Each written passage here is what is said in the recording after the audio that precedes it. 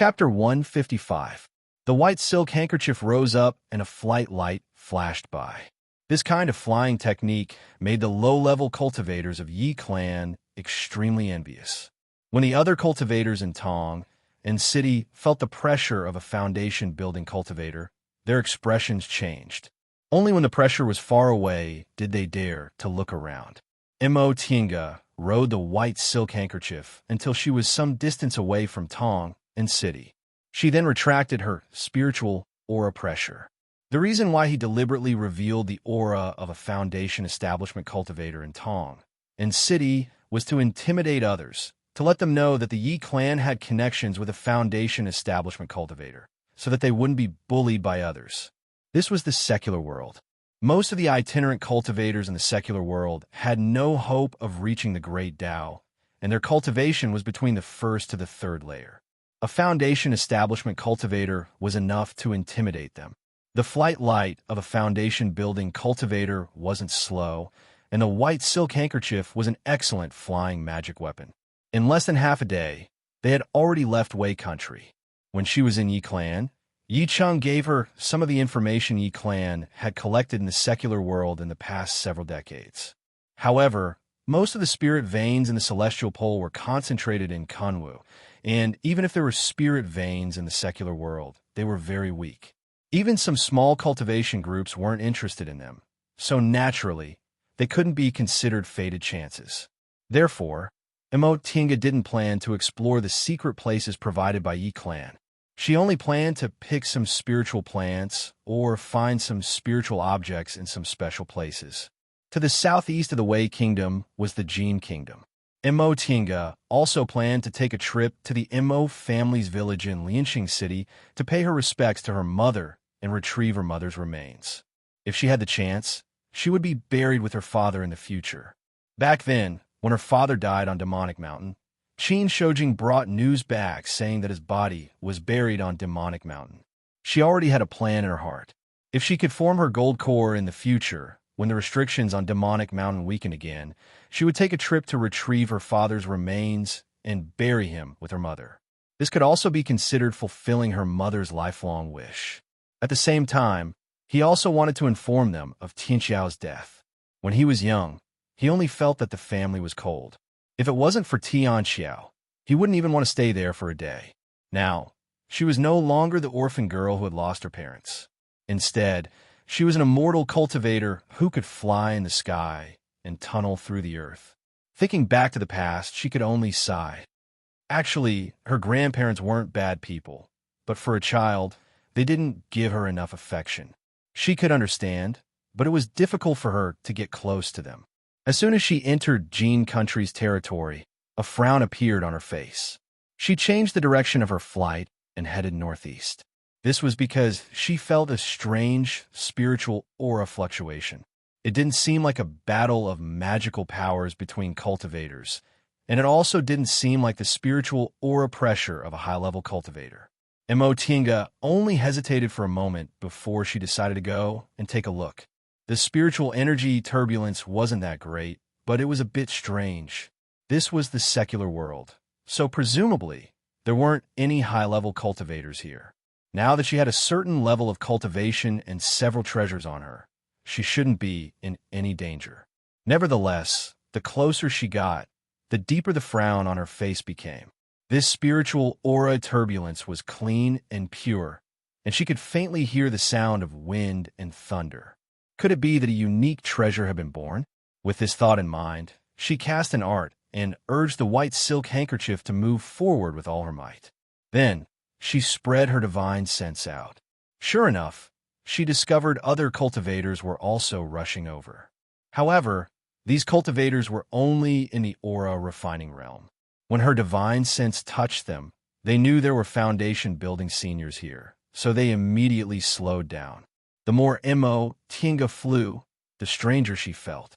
This spiritual aura didn't seem to be as close as she thought. She'd been flying for so long, but she didn't feel like the distance between them was getting any closer. Gradually, this spiritual aura turbulence attracted the attention of even more cultivators in the secular world. After flying for several hours, Mo Tinga began to sense that there were also foundation-building cultivators joining the ranks of the pursuers. Although most of the individual cultivators in the secular world were low-level aura-refining cultivators, there were also cultivators in the foundation-building realm and above who happened to pass by.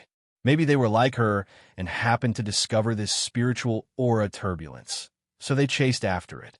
These foundation-building cultivators tacitly kept some distance from each other, but they spared no effort in flying in that direction.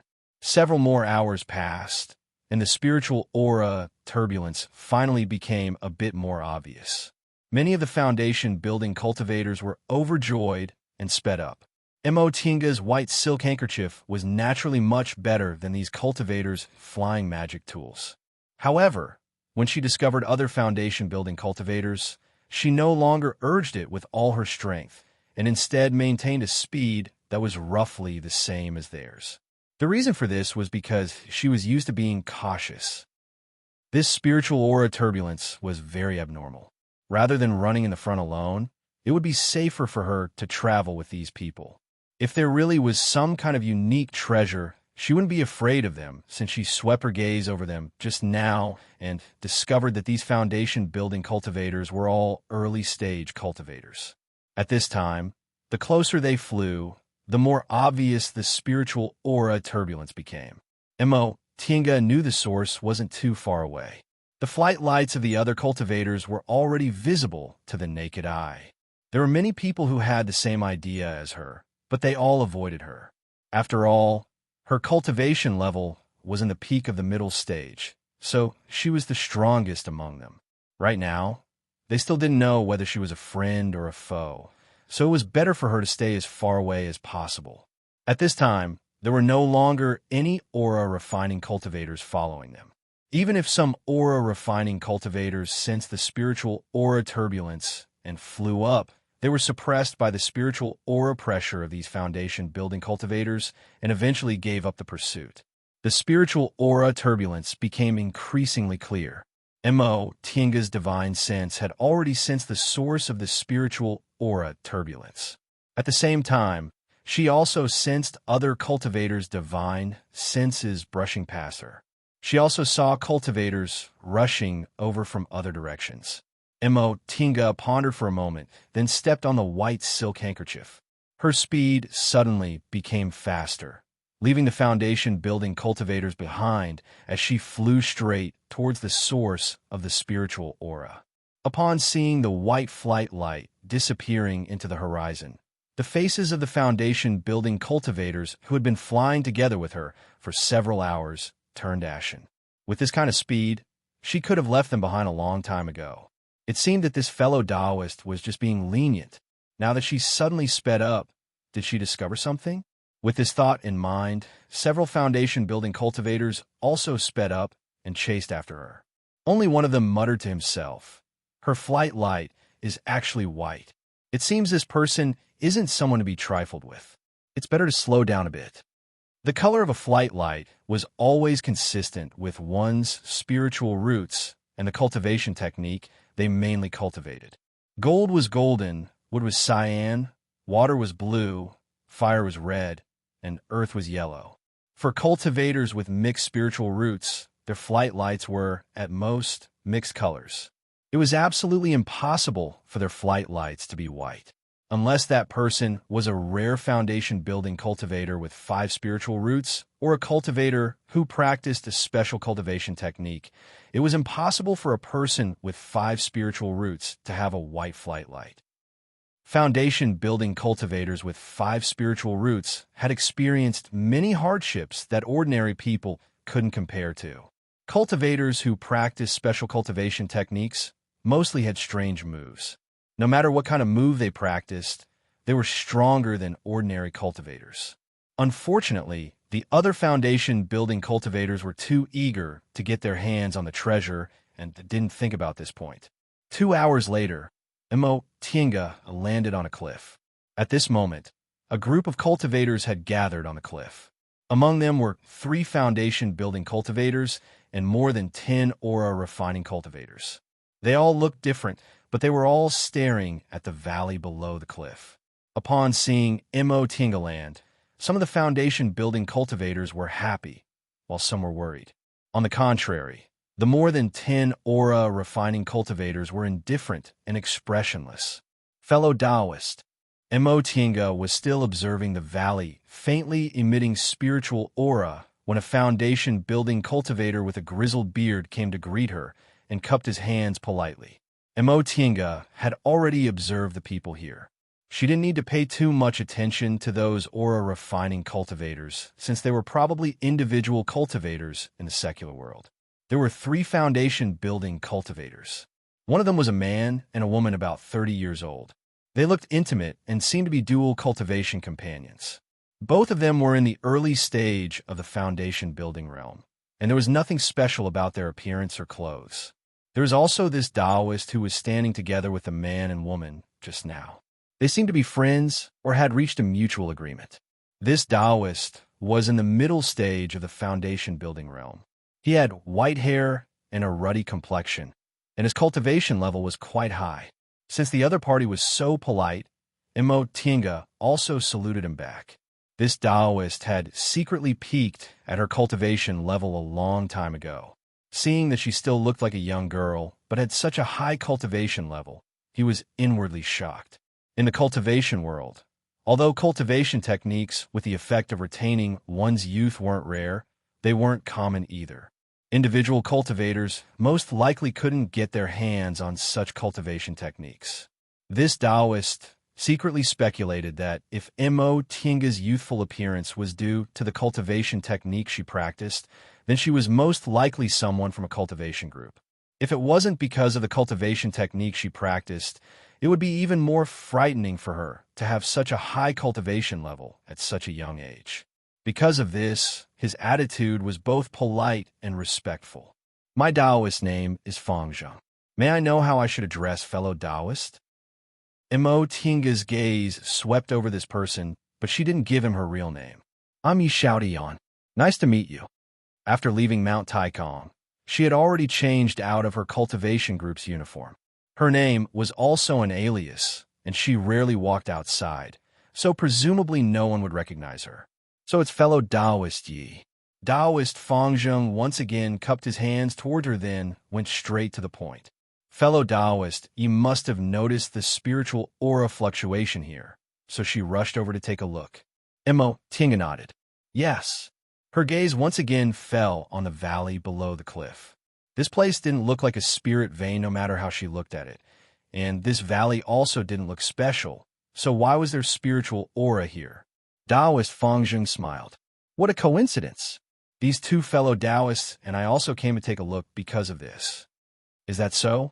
Mo Tinga answered faintly. She already guessed this Taoist's intention. Presumably, he wanted to invite her to go down the valley together. However, this valley didn't seem special, so why didn't the 3 of them, foundation-building cultivators, dare to go down? Taoist Fangzheng looked a bit embarrassed to see her cold attitude, but Mo Tinga's cultivation level was slightly higher than his, so he endured it. Fellow Taoist Yi, Brother Yao, his wife, and I have already examined the valley. Oh, Mo Tinga finally shifted her gaze from the valley to him. Taoist Fangzheng smiled and said, Fellow Taoist Yi, are you wondering why we stopped here and didn't go down the valley? Mo Tinga nodded. Indeed, the spiritual pressure wasn't strong. The 3 foundation-building cultivators didn't move, and the dozen or so aura-refining cultivators were still standing on the cliff's edge, whispering to each other, but none of them made any moves to go down. This was indeed strange. To tell you the truth, fellow Taoist, Brother Yao, his wife, and I rushed here just now. Then we went down the valley separately. Who would have thought the miasma and gales in this valley would be so powerful? We could block them once, but we couldn't block them twice. In the end, we had no choice but to come back up. Miasma and gales? Mo Tinga was rather astonished. If there were miasma and gales, how could the spiritual aura fluctuations be so gentle? Although there were faint sounds of wind and thunder, they were neutral and peaceful. Logically speaking, there shouldn't be any harmful miasma or gales. Taoist Fangzheng smiled bitterly at her expression. If fellow Taoist, Yi doesn't believe me, You can go down and take a look yourself. Mo Tinga's astonishment disappeared, but she soon regained her composure. She said, "No need. I presume fellow Taoist has no reason to deceive me." "Correct, little sister. This is the truth." Right after she finished speaking, the brother Yao and his wife Taoist Fangzheng mentioned walked over. The woman was dressed like a married woman. She was about 27 or 28 years old, charming, graceful, and had a smile on her face. When she spoke, her tone was soft but straightforward, giving her a very favorable impression. Once the woman finished speaking, the male cultivator next to her frowned and said helplessly, "Little Sister Wan, this young lady's cultivation level is higher than ours. So how could you call her little sister so casually? That's too rude." He then turned around and cupped his hands towards Mo Tinga apologetically. "Fellow Taoist Yi, I'm really sorry. My wife is outspoken and didn't mean to offend you." Before Mo Tinga could answer, the woman said angrily, "Big brother Xiao, don't rush to apologize on my behalf. I'll bet with you that this little sister is really a little sister." The conversation between the husband and wife had another layer of meaning. The male cultivator reminded his wife that Mo Tinga's cultivation level was higher than theirs, and that she might even be a bit older than them. Calling her little sister might be offensive, but mentioning a woman's age to her face would also offend her, so he didn't say anything. The woman understood her husband's meaning, so she focused on little sister. Once the woman finished speaking, her husband asked in confusion, "How can you be so sure?" The woman just smiled. It's a woman's intuition. As she spoke, she walked towards Mo Tinga, then affectionately pulled her hand and asked, "Little sister, am I right or am I not?" Mo Tinga also smiled. "May I know how old you and your wife are? If you don't tell me, I won't be able to answer." The woman was stunned, but she soon covered her mouth and laughed. "Look at my brain. I actually forgot such an important matter. My humble husband and I are only 100 years old this year." Based on the lifespan of foundation-building cultivators, this was their real appearance. 100 years old, early-stage foundation building. Mo Tinga thought to herself that this couple was most likely not cultivators from small cultivation groups, but individual cultivators. If they were cultivators from big cultivation groups, they were probably ordinary disciples. Most elite disciples from big cultivation groups had built their foundation early. Although not many of them formed their gold core, it wasn't a problem for them to cultivate to the middle or late stage of the foundation building realm. Very few of them stayed in the early stage of the foundation building realm at this age. Big Sister's guess is correct. Mo Tinga showed a faint smile. "I'm a bit younger than you two." Oh, not only this couple, but Taoist Fangzheng's eyes also brightened. She was less than 100 years old, but her cultivation level was already in the peak of the middle stage of the foundation building realm. Mo Tinga didn't want to talk too much about this, so she changed the subject. "How much do the three of you know about the situation in this valley?" Taoist Fangzheng regained his train of thought and immediately answered, "Brother Yao, his wife, and I discovered that we couldn't pass through the miasma and gales inside, so the three of us joined hands, but the result was the same. Fellow Taoist, take a look. Although the spiritual aura isn't intense, it's very pure. It's most likely the birth of some unique treasure. It'd be a pity if we missed it." Yes, us husband and wife also thought the same. The one who took over the conversation was the woman. "Little sister, I can see you're so young, but your cultivation level is already so high. You must be a disciple of a cultivation group, right? The three of us are individual cultivators, so it's really not easy for us to encounter the birth of a unique treasure. If you're also interested in the treasure, we can think of a way together. If you don't want to take risks, we won't stop you. Of course, if you think you can do it alone, just pretend you never heard our suggestion." Chapter 156. The woman's tone was gentle, but her words were straightforward. Right after she finished speaking, her husband pulled her again with a somewhat helpless expression. Mo Tinga could roughly guess what the male cultivator was thinking. This woman was really straightforward. If she was a hot-tempered person, she would probably be unhappy after hearing what she said. Mo Tinga was disinclined to get angry. Besides, This woman was just a bit too straightforward with her words. She didn't offend her. She said, "Big sister is right. Let me think about it." The woman beamed with joy. "That's what you should do. Little sister, think about it carefully." The male cultivator heaved a sigh of relief when he saw that she didn't take advantage of her higher cultivation level to attack them. Although there were two of them, their cultivation levels were a bit lower than others. Even if they joined hands, they would still lose more if they fought against cultivators in the peak of the middle stage of the foundation building realm. Daoist Fangzheng raised his head to look at the horizon. "Fellow Daoist Yi, we'd better make a decision quickly. The longer we delay, the more people will come." Emotinga was a bit surprised. This Daoist Fangzheng's divine sense was also very powerful. She only sensed someone approaching just now. That being the case, we'd better get going quickly. The three of them were delighted to hear what she said. Daoist Fangzheng looked around, then quickly laid a soundproof barrier. He said, "Fellow Daoist Yi, may I ask what kind of cultivation technique you practice?" Upon seeing Emotinga's unhappy expression, he immediately added, "The miasma and gales below us are very strong. Fellow Daoist Yi, you'd better have a cultivation technique that can restrain them." Emotinga thought for a while, then answered, "Although I don't have a cultivation technique, I have a magic weapon that can resist the gales." Hearing what she said, the other three people beamed with joy. Daoist Fangzheng clapped his hands. "That's great.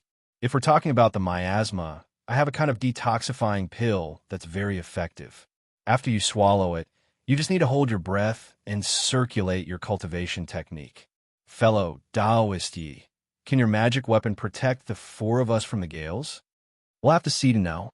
After their brief discussion, the four of them took out their flying magic tools under the envious gazes of many aura refining cultivators and fell into the valley.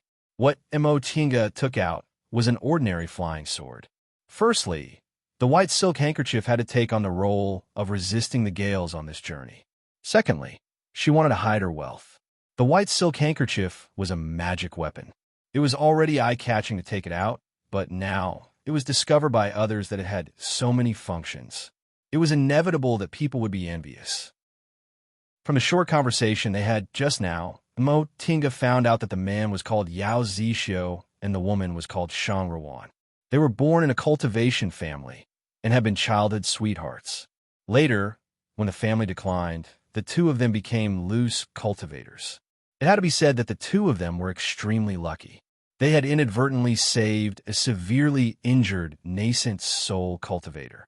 That nascent soul cultivator was grateful for the two of them saving his life and had given them several foundation-building pills in return. With these foundation-building pills, the two of them unexpectedly reached the foundation-building realm together.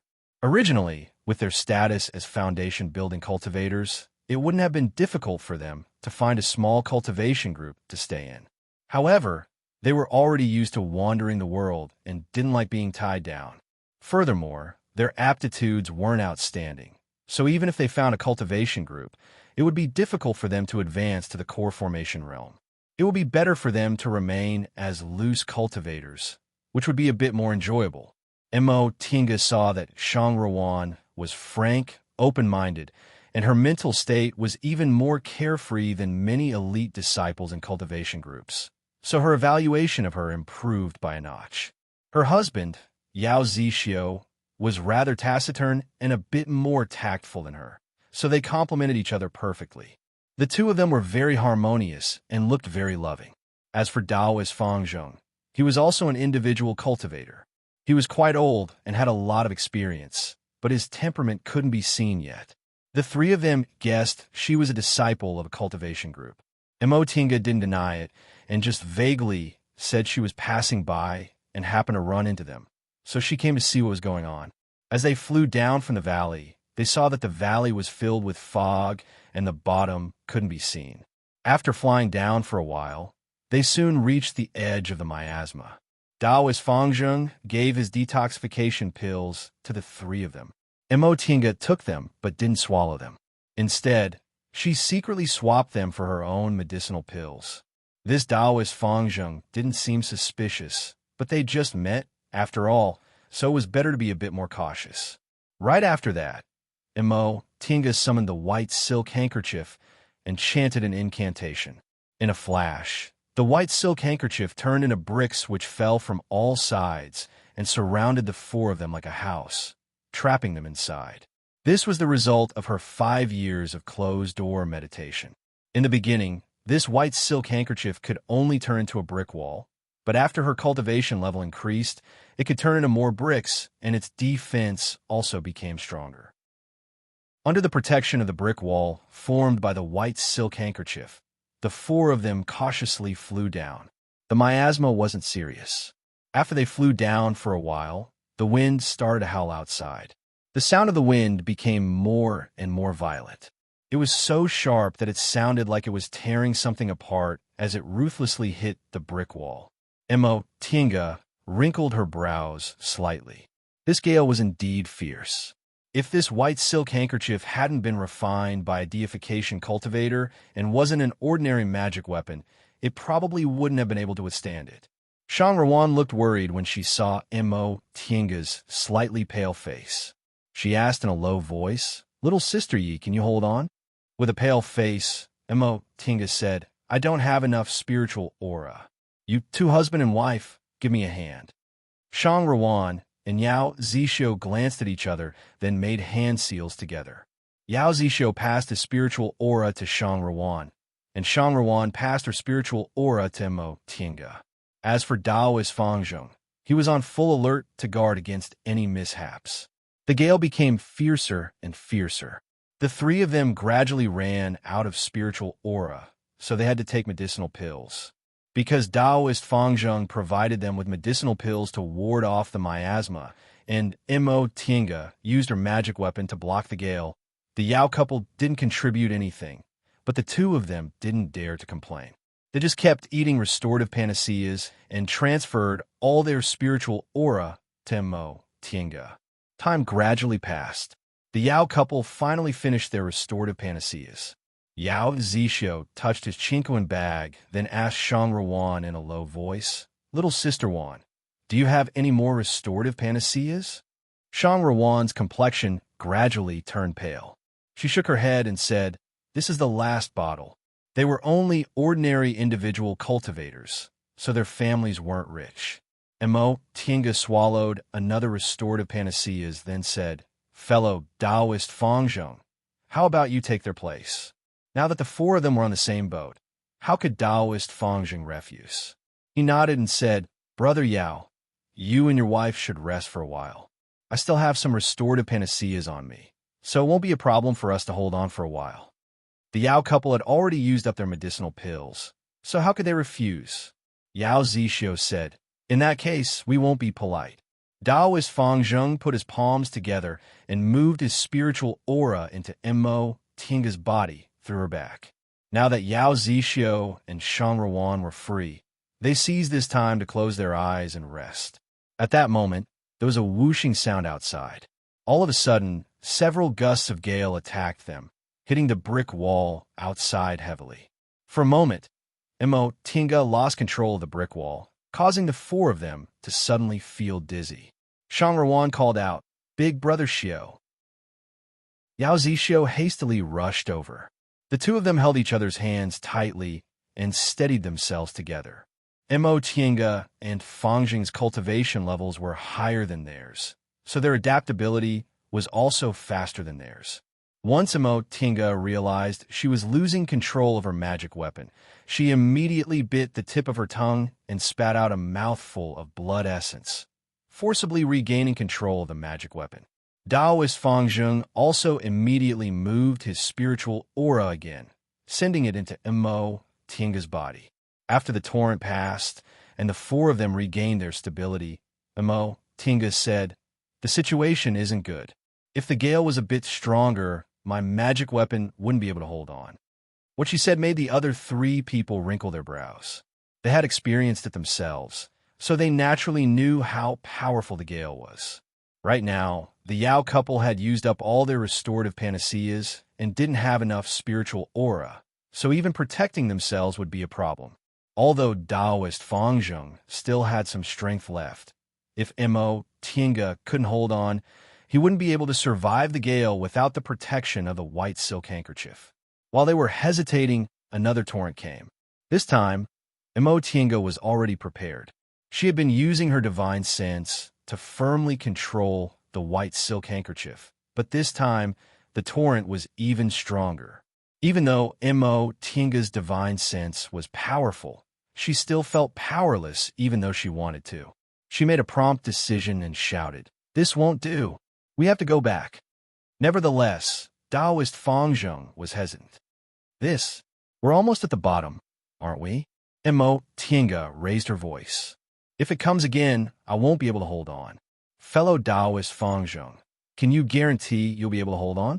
What she said made Taoist Fangzheng silent. His cultivation level was slightly lower than Emotinga's, so if Emotinga couldn't hold on, he wouldn't be able to either. Another gale attacked them. Shang Ruan's complexion turned pale, and she spat out a mouthful of blood. Yao Zixio turned pale with fright. "Little Sister Wan," Emotinga no longer said anything. She immediately manipulated the flying sword to change its flying direction. If this continued, she might lose her life here. She wasn't an individual cultivator. She had a sect and a master, and she had outstanding talents, so she didn't lack medicinal pills. Even if she didn't have this kind of unique treasure, she still had a chance to advance to the great Tao. If she lost her life for something that might not even exist, she would lose more than she gained. Upon seeing her changing direction, Fangzheng called out, "Fellow Taoist Yi." He seemed reluctant. Emotinga said coldly, "If we don't go back, we'll all die here.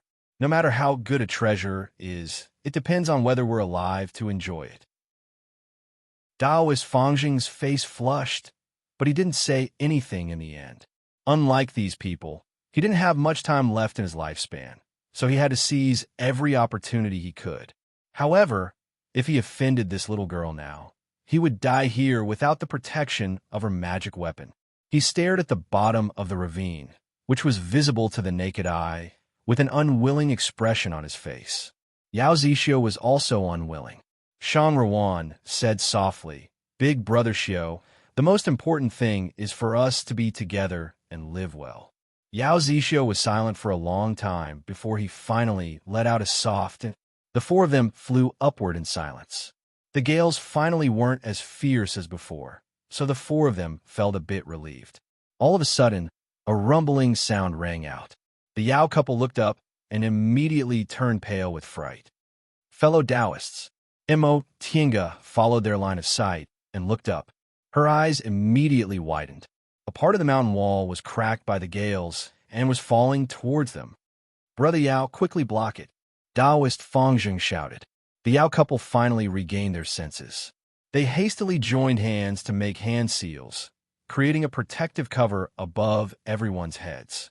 This brick wall, transformed from the white silk handkerchief, only had 4 sides, so it couldn't block the falling stones, so they could only rely on this protective cover. Emotinga's heart sank when she saw this. Without any time to think about anything else, she put her hand into her chinquan bag, grabbed a handful of medicinal pills, and stuffed them into her mouth. Right after that, she felt a huge tremor around her body. All the stones were falling towards them. The Yao couple managed to withstand the first wave of stones. The second wave, the protective cover shook and its light dimmed. The third wave, the protective cover finally broke. Emotinga suddenly lost control of the brick wall. She immediately clasped her palms together, and the 4 sides of the brick wall transformed back into the white silk handkerchief. She made a hand seal, wanting to return to the virtual sky world, but she couldn't even hold on for a short period of time. In an instant, she was sucked into the raging gales, after an indeterminate amount of time. Emotinga slowly opened her eyes. Pain. Her whole body ached. She closed her eyes and moved her spiritual aura to flow through her meridians one by one. Only then did the pain in her body ease a bit. After a long time, she finally regained the strength and slowly sat up. She looked around. The scene in front of her surprised her. The grass was green, the sun was shining, the breeze was gentle, and the water was gurgling. Everything in front of her was like a beautiful paradise. She recalled what happened before she fainted. She discovered spiritual aura fluctuations, searched for them, went down the valley with the Yao couple and Daoist Fangzhong, encountered gales.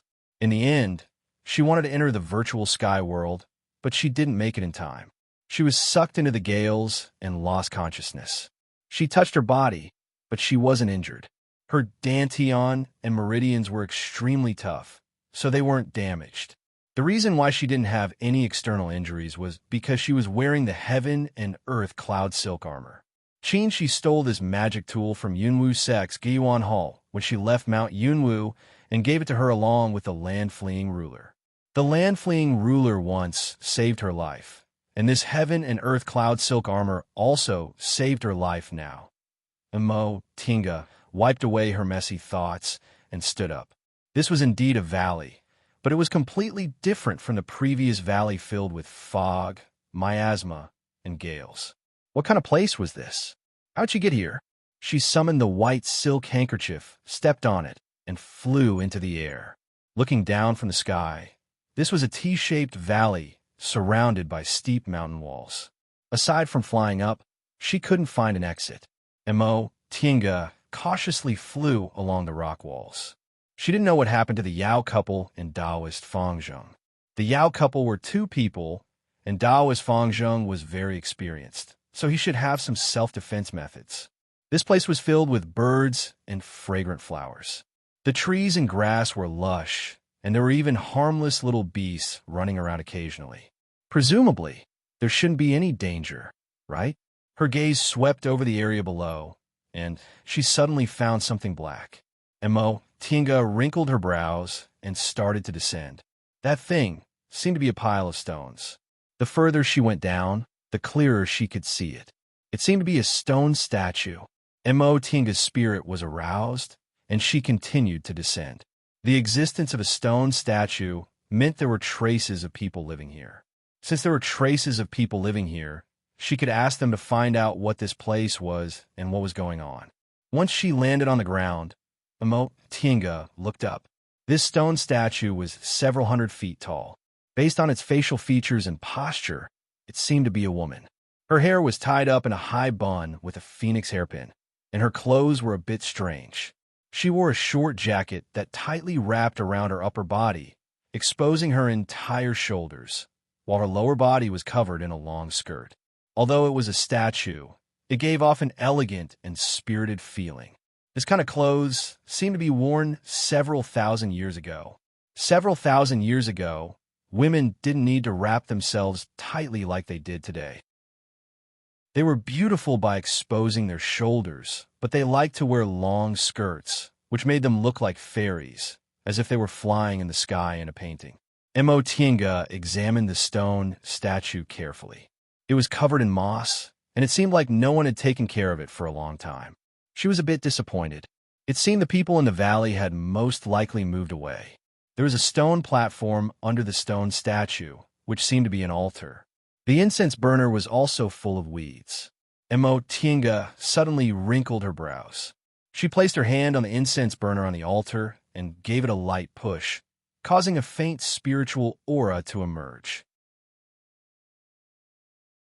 Chapter 157. Emo Tinga's spirit was lifted when she found spiritual aura on the incense burner on the altar. This valley was clearly an ordinary one. The flowers and trees here didn't have spiritual aura, but this incense burner actually had spiritual aura, so it must be unusual. After examining it for a while, she finally used a spell to move the incense burner away and finally found the source of the spiritual aura. While flying in the air, Emo Tinga looked down. The altar, the stone statues, and the surrounding tall trees were clearly a formation that didn't need spiritual aura after it evolved. The corners of her mouth curled up slightly.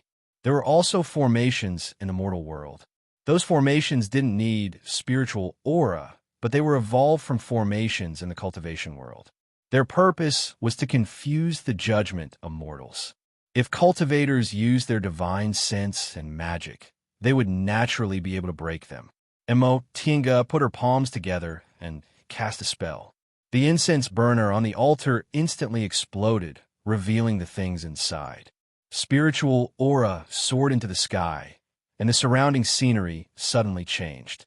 The sky darkened. Tinga raised her head and looked around with a frown. A formation within a formation.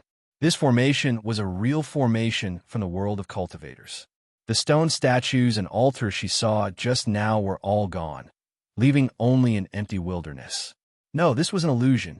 She held the shuttle of flying Apsara in her hand and summoned the white silk handkerchief. Tinga instantly flew up and made a hand seal.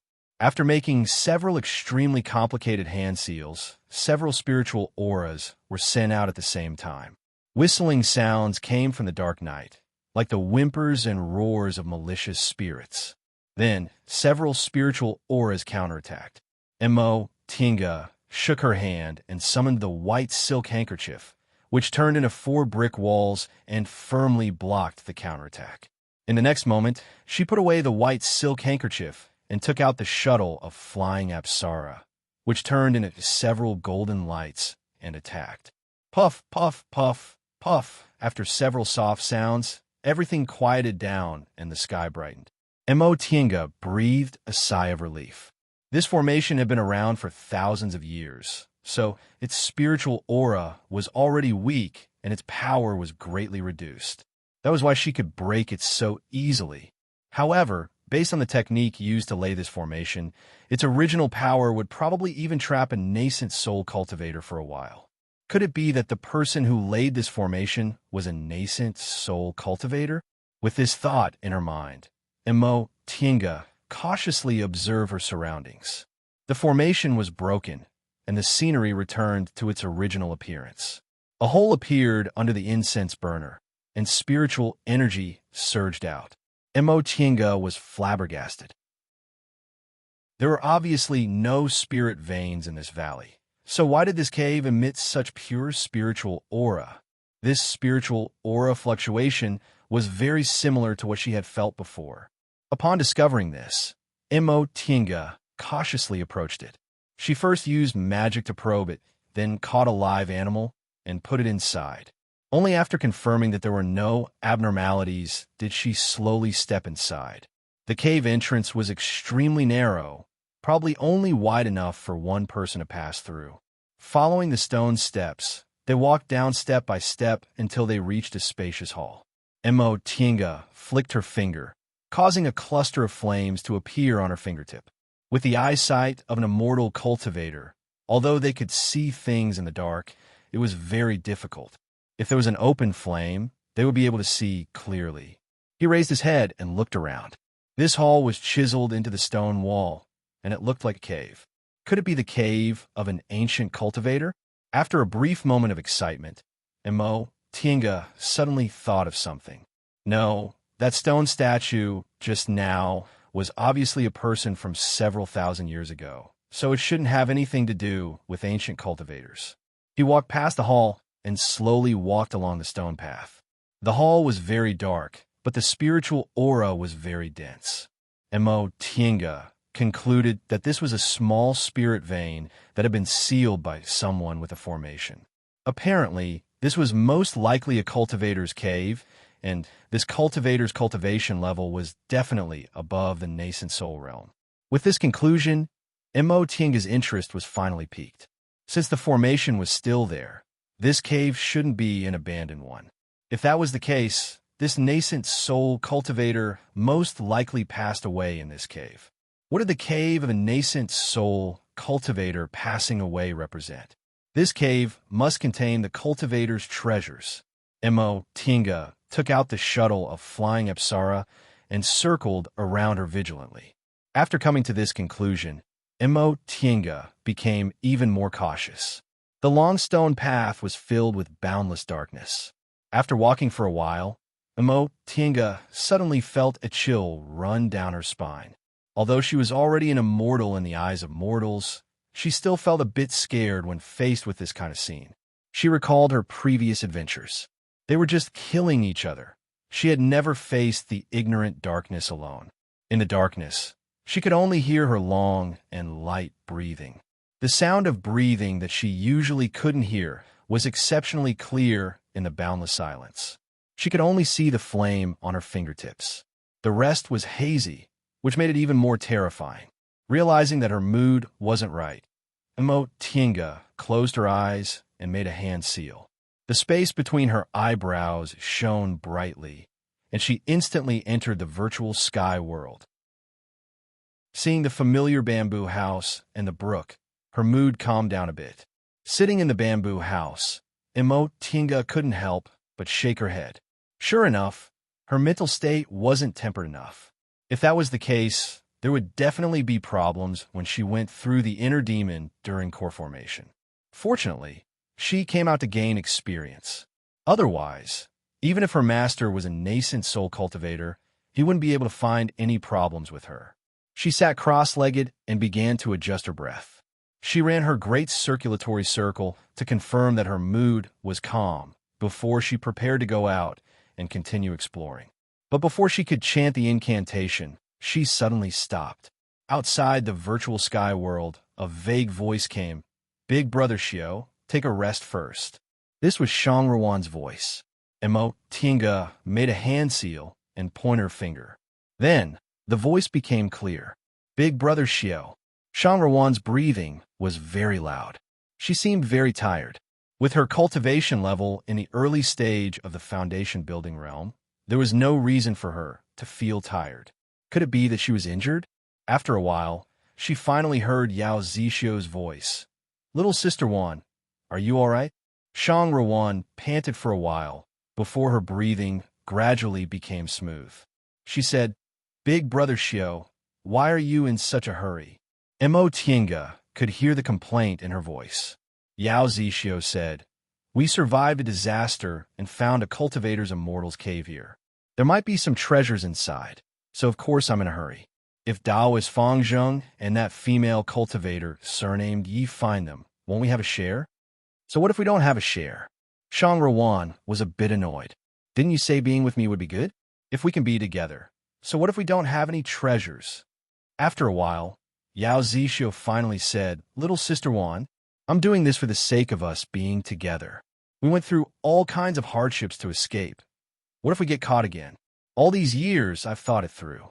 Without cultivation level and strength, we don't have the right to speak. Back then, if my cultivation level wasn't too low, your father wouldn't have promised you to someone else. If we weren't too weak, we wouldn't have had to hide from place to place all these years and run to the secular world. Little Sister Wan, don't you understand? In the cultivation world, strength is the foundation of everything. Otherwise, it'd be hard for us to be together. What's so hard about this?" Shang Ruan's voice was filled with anger. "If we find a place to live in seclusion, my father and the others won't be able to find us even if they want to die." As she said that, she once again softened. "Big Brother Xiao, what's wrong with you? You weren't like this before. Don't ask me why." Yao Zixio shouted. Tinga was also startled by him. After thinking about it, she felt somewhat worried, so she tapped the space between her eyebrows. A bead emerged from there, and she cast an art on it. A crack appeared in the virtual sky world, and she saw the Yao couple in the stone path. Shang Ruan also seemed to be startled by Yao Zixio. She stared at him in astonishment. However, Yao Zixio's expression softened, and he said in a gentle voice, "Little Sister Wan, I want to give you happiness and not take you to hide from place to place. I want to bring you back openly one day and let your father and the others know that your choice of me was right." Upon hearing what he said, Shang Ruan looked touched. "You don't have to be like this. I've already said it before. I don't care what your cultivation level is. It's enough as long as I can be with you." "No, Little Sister Wan," Yao Zixio insisted. I can't be that kind of cowardly man. If that's the case, everything your father said back then would be right. I only have 3 spiritual roots. Even building my foundation was very difficult for me. If you didn't secretly give me your foundation-building pills, I don't even know if I could build my foundation. I want to prove to your father that although my aptitude isn't good, I can still build my foundation." After listening up to this point, Tinga roughly understood what was going on with this Yao Zixio couple. These two people weren't individual cultivators whose clans had declined at all. They were cultivators who escaped from their clans. It was probably true that they were childhood sweethearts. After growing up together, they developed feelings for each other over time. However, Yao Zixio's aptitude was only average. He couldn't enter Shang Ruan's father's eyes, so he forbade the two of them from seeing each other. As a result, Shang Ruan secretly eloped with Yao Zixio. Perhaps there were some mistakes in the details, but that was most likely the case. However, Imo Tinga had a bad premonition when she heard what Yao Zixio said. Shang Ruan was in the middle of the situation, so she probably didn't notice Yao Zixio's hidden thoughts. He said he wanted to give her happiness, but his gaze was flickering in a place Shang Ruan couldn't see. She was afraid that this man was already unwilling to live a life that only had love. With a hint of a sneer on her face, Imo Tinga continued to listen to their conversation. Shang Ruan was finally convinced. She leaned against Yao Zixio's chest and said softly, "Big brother Xiao, don't worry. On our way here, we didn't find any traces left by other people. Presumably, we were the only ones who found them. I quite like that little sister from E clan, but I wonder if she's still alive. Rest assured, that girl's cultivation level is higher than ours. Even if the two of us joined hands, we probably wouldn't be able to defeat her. She also has a spiritual treasure, so she should be fine." "That's true," Yao Zixio said. "This fellow Taoist Yi. I really don't know her identity. How old do you think she is?" Shang Ruan thought for a moment, then answered, "Although this little sister's behavior is steady, I can tell she's still a little girl at first glance. I can't give a specific age, but she's most likely below 80 years old." "Below 80 years old." Yao Zixio's gaze flickered as he muttered, "At this age, she's actually already in the peak of the middle stage of the foundation building realm. If she's lucky, she'll probably be able to form her gold core when she's 100 years old, right? She must be an elite disciple of a big cultivation group." "Most likely," Shang Ruan said. "Judging from the spiritual treasure she has, it's far superior to her peers, so she definitely can't be an individual cultivator. I'm afraid a small cultivation group wouldn't be able to nurture someone like that." Yao Zixio nodded inwardly. His gaze was contemplative. "If that's the case, it's actually a gain." "What?" Shang Ruan didn't hear him clearly. Yao Zixio promptly chuckled. "It's nothing. Little Sister Wan, are you feeling better? Should we keep going?" Chapter 158. Once the Yao couple had gone far away, Imo Tinga pressed the space between her eyebrows and came out of the virtual sky world. She stared in the direction they left, lost in thought. Shang Ruan didn't see it, but she did. This Yao Zixio's gaze kept drifting. She was afraid he didn't mean what he said. When he mentioned her, his gaze had a different meaning. Although Shang Ruan was observant, she trusted her husband wholeheartedly, so she didn't notice anything. Alas, based on their conversation, they once had an unforgettable love. They even ran away from home and eloped in spite of other people's gazes.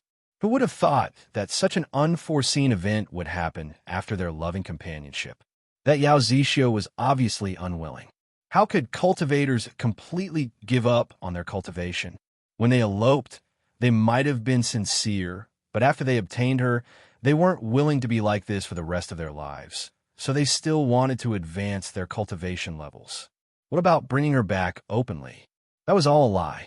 He just wanted to obtain power. After thinking for a while, Imo Tinga shook her head. This was someone else's business. It wasn't her place to meddle. It was just unfortunate for Shang Ruan.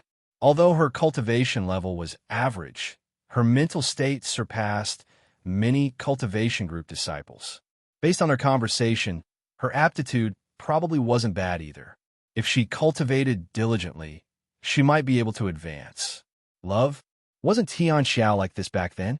At first, the two of them were loving and sweet, but as time passed, Meng Sige developed some habits. The originally lively and enthusiastic Tian Xiao turned into a compromising person. This Shang Ruan was probably even more miserable. She abandoned everything to elope. If she lost everything in the end, wouldn't she lose everything? Her relatives would be gone, her clan would be gone, and her originally beautiful future would also be gone. It was no wonder Second Uncle said weakness and passion were the enemies of female cultivators. If this Shang Ruan wasn't bound by emotions and had her clan to back her up, her cultivation level would probably be far higher than her current one. As Mo Tinga pondered this, she couldn't help but sigh. Although that Yao Zixio harbored malicious intentions towards her, it didn't prevent them from having the same goal. Sensing that the two of them had already walked quite a distance ahead, Mo Tinga simply released her divine sense to lock onto the two of them. She then concealed herself and followed their tracks. Just like that, Mo Tinga followed the Yao couple all the way down the stone path in the darkness. She was unexpectedly safe and sound. What made Mo Tinga vigilant was that after the Yao couple entered a stone door with her divine sense, she couldn't sense any traces of them anymore. Just as Mo Tinga was hesitating whether she should enter this obviously mysterious stone door, she suddenly sensed another person's breath. It was Taoist Fangzheng. Due to the incident with Yao Zixio, Mo Tinga naturally became even more vigilant. Once she sensed Taoist Fangzheng's aura, she immediately activated the virtual sky mirror and hid inside it. Taoist Fangzheng let out a cry of surprise, then vigilantly looked around for a while. He then quickly walked towards a stone door the Yao couple entered through. Similarly, after Taoist Fangzheng entered that stone door, his aura disappeared without a trace. Just as Mo Tinga was about to come out of the virtual sky mirror, she saw another group of 5 people entering the hall. Among the 5 people, 2 male cultivators were in the middle stage of the foundation building realm, while the remaining 3 female cultivators were in the early stage of the foundation building realm. It was unknown if the 2 male cultivators were together, but the 3 female cultivators were obviously disciples of the same sect. Perhaps because the formation outside was already broken, the 5 people who came in didn't look as disheveled as the 4 of them. Among the 5 people, the 2 male cultivators walked in the front while the 3 female cultivators walked behind them. Mo Tinga decided to go in and give a try. Since the formation outside was easy to break, if there was any danger inside, with a virtual sky mirror in hand, even if she couldn't obtain any benefits, she wouldn't lose her life. Besides, this time, she was going out to gain experience, so she couldn't be too careful. Otherwise, this experience would seem meaningless. After Mo Tinga came out of the virtual sky mirror, she also stepped through the door without any hesitation. Once Mo Tinga entered the stone door, she sensed a fluctuation of wood's spiritual aura coming from under her feet. Furthermore, the stone floor was moving at a constant speed. Mo Tinga's vision darkened for a moment before it brightened again. She discovered she was inside a domed hall, and under her feet was a circular stone platform floating in the air. Not far from her, there were 4 circular stone platforms floating in the air.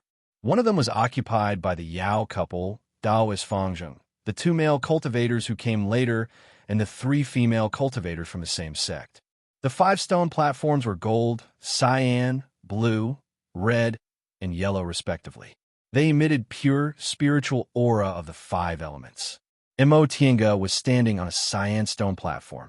When this stone platform moved until it formed a pentagon with the other 4 stone platforms, it stopped. Shang Ruan, who was sitting on the red stone platform, looked fine now.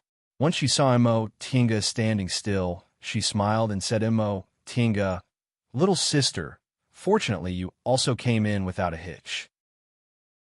Shang Ruan knew Yao Zixio harbored malicious intentions towards her, but Shang Ruan was completely unaware of it and treated her so warmly. In contrast, Mo Tinga actually felt this woman was a bit kinder, so she returned a smile and said, Thank you for your concern, big sister. Once Shang Ruan finished greeting her, she asked in a very natural manner, What do you think of this hall? Mo Tinga looked around, then answered, Big sister and the other fellow Taoists came in early. I wonder if you've discovered anything. With a smile, Shang Ruan pointed at the 2 male cultivators on the yellow stone platform and said, Fellow Taoist Liu and fellow Taoist Wang said this thing is called a 5 elements platform, but they don't know how to activate it. Upon hearing what she said, Tinga looked at the two male cultivators and asked, "Does this five elements platform belong to the category of magic tools, or?" The slightly taller of the two male cultivators answered, "Five elements platforms first originated from Tianliang School on Mount Yuzhu in Kunwa Mountain Range. It has a history of several thousand years. Because Mount Yuzhu has a stone forest structure, the cultivators in that area all live on the stone pillars. The five elements platforms were originally built by them for the convenience of the disciples in their school who had low cultivation levels and couldn't fly. However, according to the book, the reason why the five elements platforms are called five elements platforms is because each stone platform is evolved from a formation. Even if the five elements aren't controlled by humans, they can still fly according to a certain pattern on Mount Yuzhu. Although this stone platform's appearance and function are almost the same as the five elements platforms in the book, each of them clearly occupies one of the five elements. Furthermore, there's nothing else in this hall. It's really beyond what I've seen." The male cultivator standing next to him waited for him to finish speaking, then added, "Ordinary things can only be controlled by three kinds of things: divine comprehension, spiritual aura, and primordial blood. However, if you make a mistake, I don't know what will happen."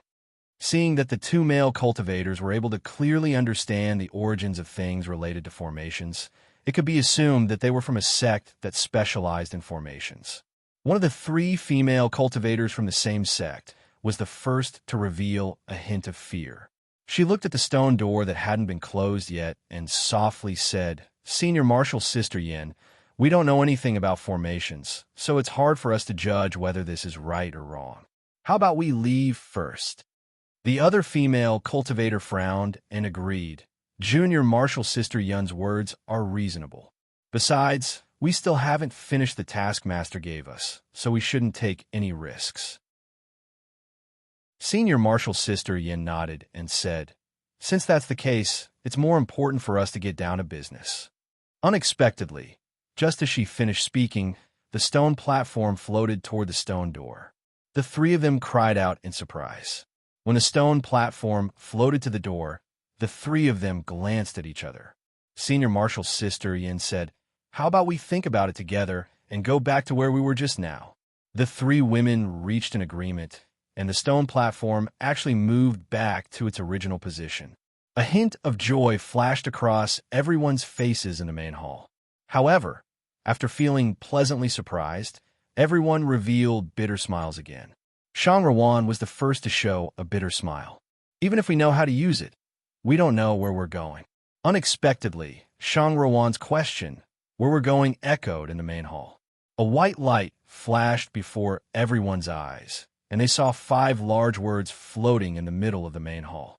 Tinga's position happened to be opposite to Shang Ruan's, so she could only see the four words in reverse. "This life, eternal heaven." This life, eternal heaven? Tinga only had enough time to think of these words in her divine comprehension before she sensed the stone platform moving quickly.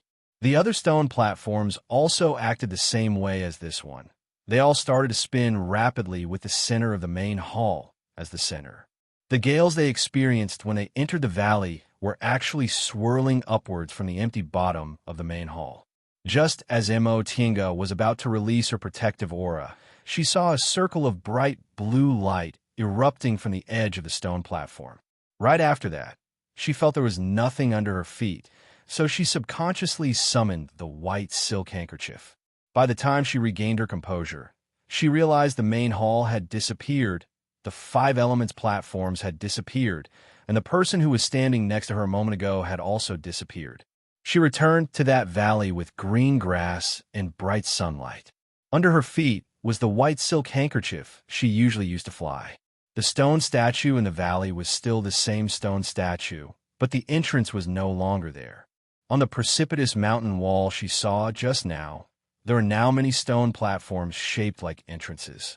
There were many five elements platforms flying in the valley, and each five elements platform was formed by five ring-shaped colors. The trees in the valley weren't as short as before. They were all towering trees, and there were also wooden bridges made of tree vines connecting the trees. Looking at this situation, Not only did the spiritual aura in the valley have a bit more spiritual aura, but it also seemed a bit more human.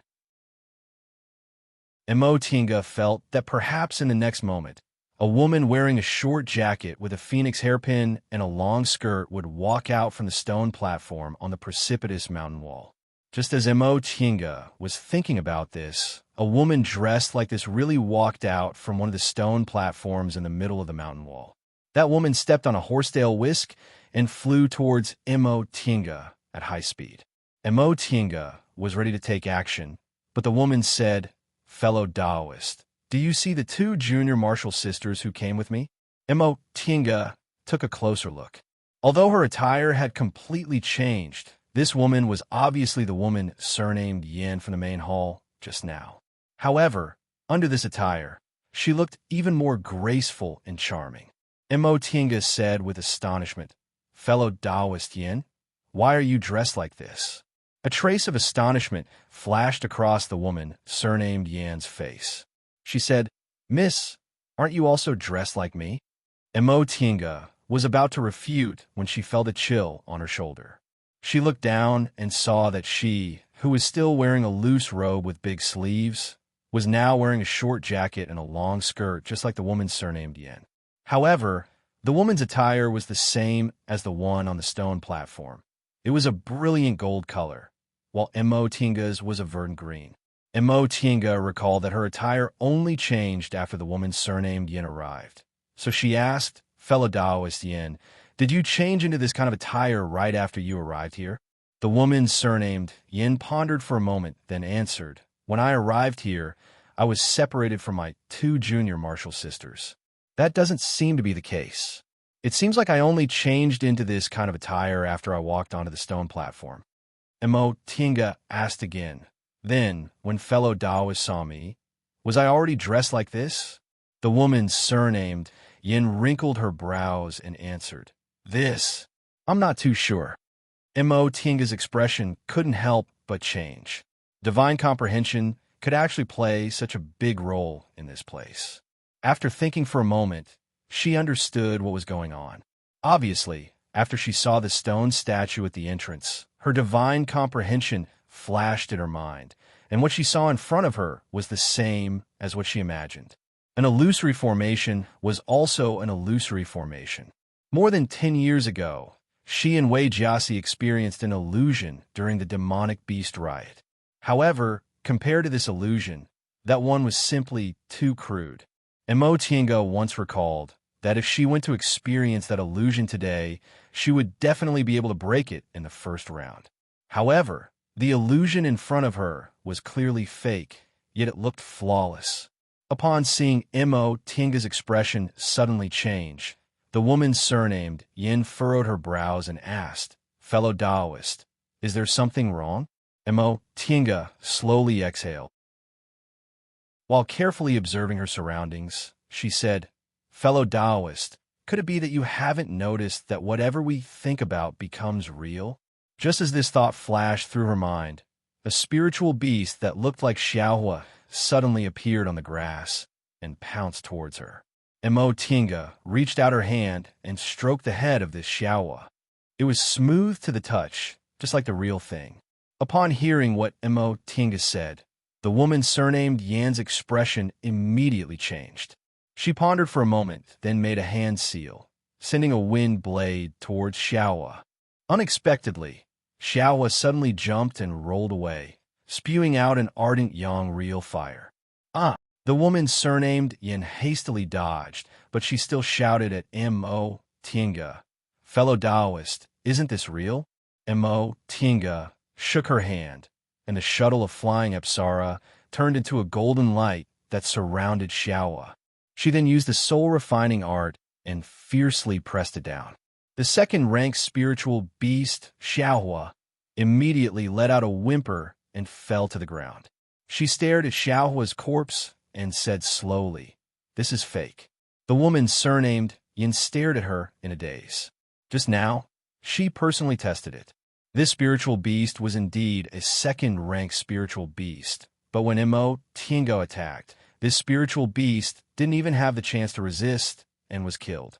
Why is it fake? Although it wasn't the real Xiaowa, Mo Tinga still frowned.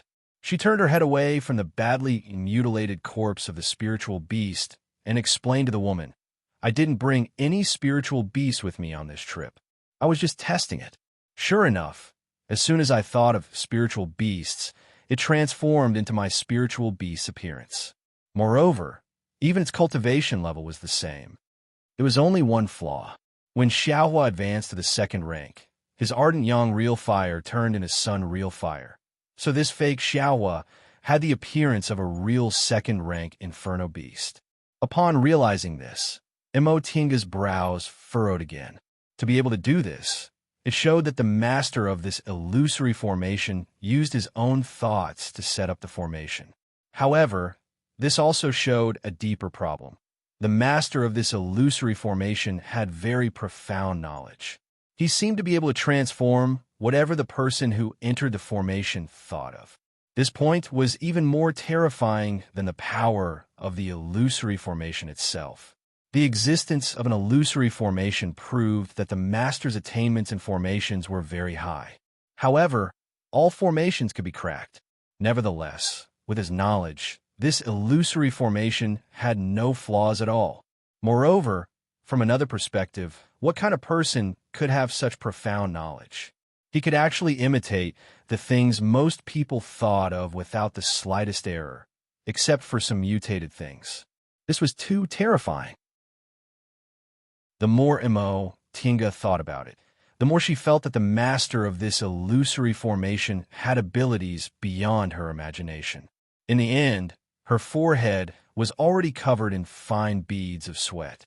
Although the woman surnamed Yin heard Mo Tinga's explanation, she did understand why Mo Tinga had such a reaction and was full of doubts. However, the fact that Mo Tinga easily killed a second-rank spiritual beast just now made her realize that Mo Tinga's strength was a bit higher than that of ordinary middle-stage foundation building cultivators. She couldn't help but feel a hint of reverence towards Mo Tinga. Little sister Yin Ruashu from Bishuan Court. May I ask big sister's name and which group you're from? At first, she only called Mo Tinga Miss or fellow Taoist, but now she called her little sister and called her big sister on purpose. Mo Tinga just said faintly, I'm Yi Xiaotian. My master is nameless. Presumably, fellow Taoist also doesn't know me. Mo Tinga's indifferent tone and her unwillingness to say her master's name made the woman named Yin Ruashu rather angry. However, when she thought about the current situation, Mo Tinga's expression remained calm, so she swallowed her anger. Big sister Yi, what's going on? It should be an illusory formation. Mo Tinga lowered her head to look at herself. She closed her eyes to think. When she opened her eyes again, sure enough, her clothes had returned to their original appearance. Illusory array? Yin Ruashu turned her head to take a look. The flowers, the trees, the spirit beasts, and the birds were all real. She couldn't help but feel afraid. What should we do? There's nothing I can do for now. Mo Tinga took out the white silk handkerchief and the shuttle of flying Apsara and prepared herself to face the enemy. She then turned her head and said, Let's go. We'll look for other people first. If we can find them, we'll think about our next step. All right. Yin Ruashu had no choice but to nod her head helplessly. After walking for a while, Yin Ruashu asked, Big Sister Yi, did you also come here to work in the secular world? While walking, Mo Tinga attentively observed her surroundings. When she heard Yin Ruashu's voice, she hastily answered. Yin Ruashu continued, That's truly a coincidence. We 3 senior sisters and junior sisters were ordered by Master to come to the mortal world to handle some matters, and we just happened to notice spirit energy escaping from here. So we came over to take a look. Sister Yi, what do you want to do? If it's a coincidence, can you come with us? This woman was indeed a bit noisy. Mo Tinga wrinkled her brows and said, I left the mountain to travel under my master's orders, so I'm not sure where I'm going. Ah, then how about Sister Yi come with us? We are both women, so we must have a lot of common topics. Big Sister Yi, Mo Tinga frowned inwardly as this woman kept talking about Bishuan Court. Tinga knew what kind of cultivation group Yin Ruashu was talking about was Bishuan Court. Reportedly, this cultivation group only accepted women. It was built in an extremely secretive place and rarely had any contact with the outside world. It was a relatively mysterious cultivation group. The power of this cultivation group wasn't big nor small. Its scale was roughly the same as Yunwu sect or Zixia sect in the past. However, this Yin Ruashu was very indifferent towards Tinga before, but now she was a lot more enthusiastic. Obviously, she was alone in this place. Seeing that Tinga's cultivation level was higher than hers, she wanted to befriend Tinga. In fact, they were alone now. Tinga never had the habit of leaving her companions behind, so if there was any danger, Tinga would naturally protect her. This Yin Ruashu basically didn't need to be like this. Fellow Taoist Yin, do you have a way to contact your two junior martial sisters? Tinga interrupted Yin Ruashu. Yin Ruashu paused for a moment, then nodded. We have a sect summoning talisman.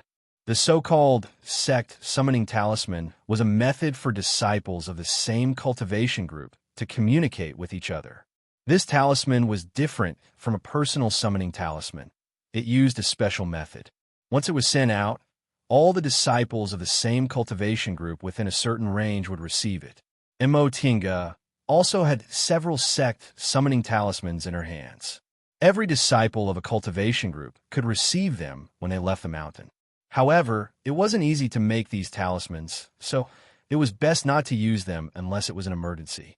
Upon hearing what Yin Ruashu said, Tinga said, "In that case, fellow Taoist Yin, you should try to use the sect summoning talisman. It's really hard to find people blindly like this." Chapter 159. Yin Ruashu sent a summoning talisman to the group. The talisman flew into the air, circled once, then fell back into Yin Ruashu's hand. Yin Ruashu was at a loss. Tinga frowned and said, "Forget it. It seems even summoning talismans don't work in this illusory formation." Since it was an illusory formation, it naturally had its limitations. What should she do now? If the whole valley was an illusory formation, where was the exit? This valley was surrounded by cliffs, but the sky. Tinga raised her head to look at the sky, but still shook her head. Even if foundation building cultivators could fly, the sky was probably within the range of the illusory formation. The two of them circled the valley, but didn't find anyone else, so they returned to the stone statue and sat on the altar. Yin Ruashu saw that Tinga was still calm despite being surrounded, so she unconsciously relied on her. In order to relieve her tension, she kept talking to Tinga. As it turned out, the 3 female cultivators from Bishuan Court came here together with her, but they fell behind because she sped up. About an hour after Tinga and Taoist Fangzheng entered the valley, Yin Ruashu's group of 5 also met the 2 male cultivators surnamed Liu and Wang on the cliff. They were also cultivators from the same group. They learned from the aura refining cultivators on the cliff that there were already 4 foundation building cultivators going down the valley together. They also learned that there were gales, miasma, and other things in the valley, so the 5 of them went down together. Unlike Tinga's group, these 5 people laid a formation to resist the gales according to the instructions of the 2 male cultivators. However, how could this kind of formation, which was laid according to position, compare to Tinga's white silk handkerchief? They only went about 300 meters down, but they already felt it was difficult to resist. At that moment, for some reason, the gales suddenly weakened, so they could go down the valley smoothly. As soon as they entered the valley, they discovered that it was completely different from the dangerous gales and miasma high up in the sky. It was quiet and beautiful like a paradise. After searching for a while, they finally found this stone statue. When Tinga heard this, she roughly understood what happened. After they were swept down by the gales, she didn't lose consciousness for long. Later, they found the stone statue and broke the formation. So the gales weakened and the 5 of them were able to reach the bottom of the valley smoothly. After understanding what happened, Tinga felt even more puzzled. After thousands of years, The formation had long since lost its original might, which was why she was able to break it so easily.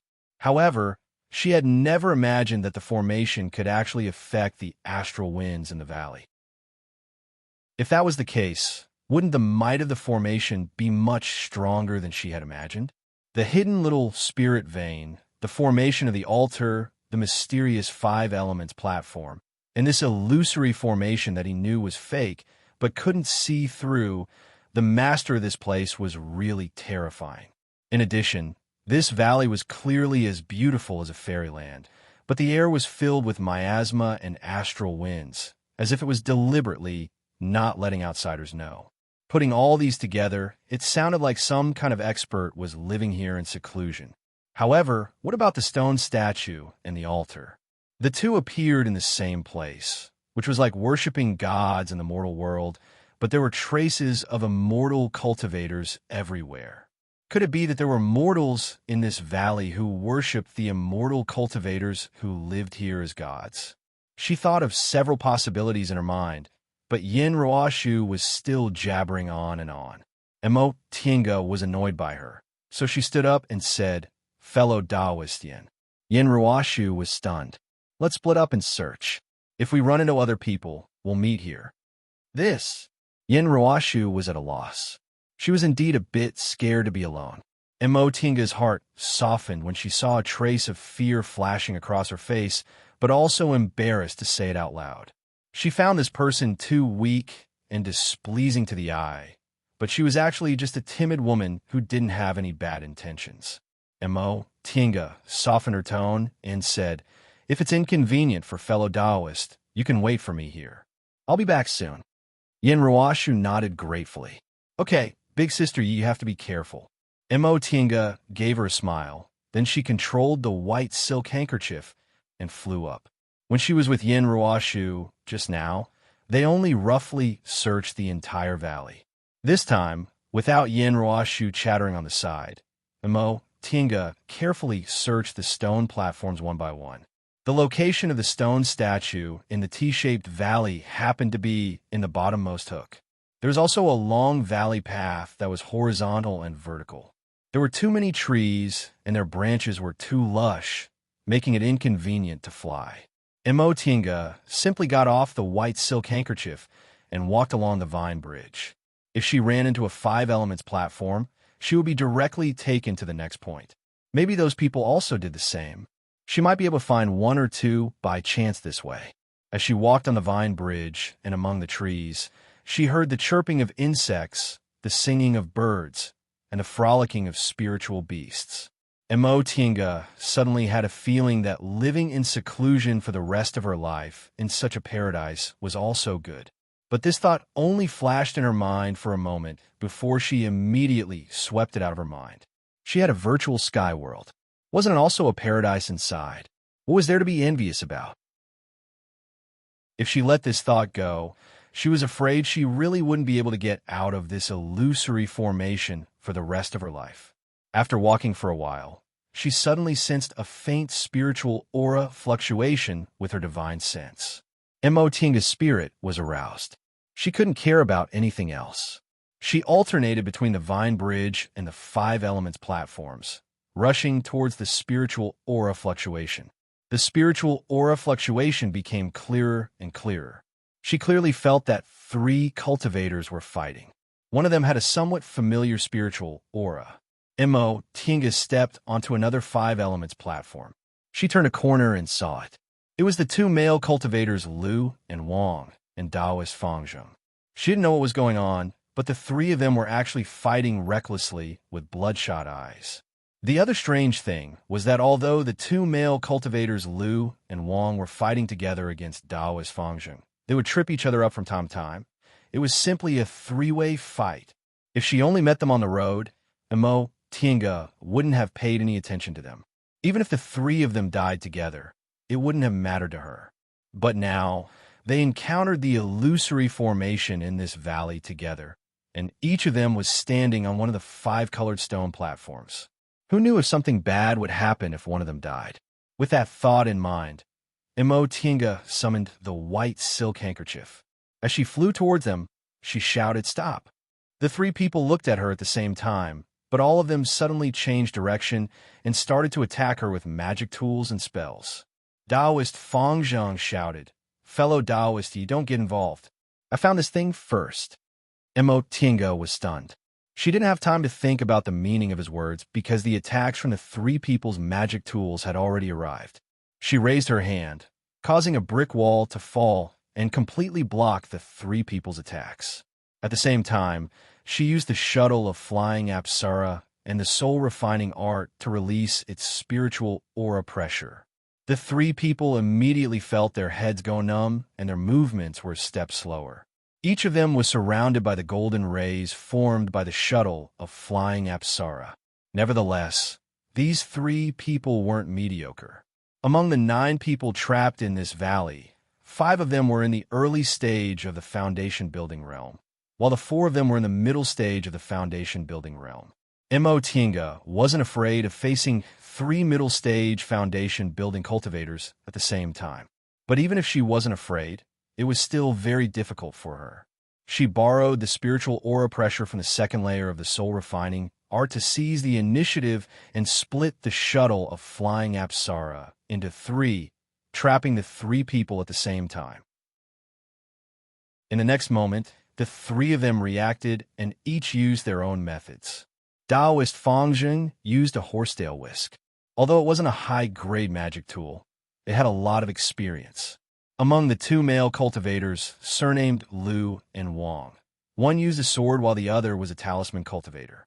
When the 3 of them attacked her at the same time, even though Mo Tinga's magic tool was powerful, she still found herself in danger. At that moment, the benefits of comparing notes with Yi Jingwen all day long previously showed themselves. Yi Jingwen was a sword cultivator, and his fighting techniques were also superior to cultivators in the same realm as him. He had a move called Thousand Directions Broken Light Sword, which was extremely powerful. When he released several hundred sword auras to attack the enemy at the same time, it was no different from fighting several cultivators at the same time. Now that she saw the 3 people attacking her at the same time, Mo Tinga, who had already prepared her soul-refining art, instantly released her spiritual aura pressure. The shuttle of flying Apsara closed, and she once again attacked the talisman cultivator surnamed Wang. At the same time, she also summoned the enchanting lantern and firmly blocked their attacks with a white silk handkerchief. Several methods were launched at the same time, and there were practically no pauses in between. This was the result of comparing notes with Yi Jingwen. The faster she attacked, and the more methods she had, the higher her chances of winning were. The enchanting lantern shone brightly, the shuttle of flying Apsara laid a formation, and the soul-refining art suppressed them. For a moment, the 3 people were suppressed by her and stopped for a moment. Mo Tinga shouted, "Wake up! This is an illusory formation." Right after she said that, and their divine senses were suppressed by the soul-refining art, the 3 people were stunned for a moment before they somewhat sobered up. Mo Tinga seized this opportunity and shouted, "Whatever you think will appear here, you mustn't fall into the trap." The 3 people finally stopped. Taoist Fangjing's expression was filled with doubt. "It's fake." Mo Tinga heaved a sigh of relief. "Correct. What did you see just now? Each of you should think about something else." The 3 people were skeptical, so they turned around to look behind them. Only then did Mo Tinga notice that there was a snow-white flower growing on the rock wall. It was surrounded by immortal aura, and it looked like a fairy descending to the world. She suddenly understood. This was the white jade snow lotus, a rare species passed down from the distant past era. It could be concocted into a kind of medicinal pill called Heavenly Fragrance Pill. This pill could help people break through bottlenecks, and it was also effective for nascent soul cultivators. It was no wonder the 3 of them fought over it. However, there were several stalks in her virtual sky world, and they were much older than this one, so there was no need for her to be jealous. In fact, the 3 people had been observing her. If she saw this thing and was tempted, they would kill her immediately. However, when Mo Tinga saw the white jade snow lotus, She only showed a look of realization on her face before she regained her calmness. Only then did the three of them listen to her and try to think about other things. All of a sudden, the white jade snow lotus turned into green smoke and disappeared into the air. What appeared in that place was a spiritual plant enshrouded in purple aura. It swayed in the wind and was surrounded by spiritual aura. Purple slewgrass. The three people's expressions changed greatly. They looked at each other and remained silent. Tinga knew they believed her, so she heaved a sigh of relief. She put away her magic weapons and tools, then walked towards them. You saw it. In here, whatever you think in your heart will directly appear in front of you. Spiritual plants and exotic flowers? They're all fake. Daoist Fangjing's face alternated between red and white. In the end, he heaved a long sigh and said, "It seems I was too impatient. In that case, I have to thank the master of this place. If it weren't for this illusory formation, I also wouldn't have realized I almost had an inner demon." Based on what he said, it seemed the person who imagined the white jade snow lotus here was Daoist Fangjing. But of course, he wasn't young and he didn't have a cultivation group to rely on, so he must be the most anxious. Medicinal pills concocted from white jade snow lotus could help people break through bottlenecks, so it must be what he needed the most right now. Therefore, as soon as he arrived here, he hoped to find this kind of miraculous medicine. When the two cultivators Lu and Wang heard what Daoist Fangjing said, they also looked ashamed.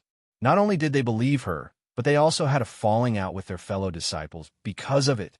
Even if the two of them didn't mention it, there was already a grudge in their hearts. Daoist Fangjing cupped his hands towards Tinga, then said sincerely, "Fellow Daoist, thank you very much for this time." Tinga nodded to accept his bow, then asked, "Fellow Daoist Fangjing, fellow Daoist Lu, fellow Daoist Wang, how did you get here?" The one who answered was still Daoist Fangjing.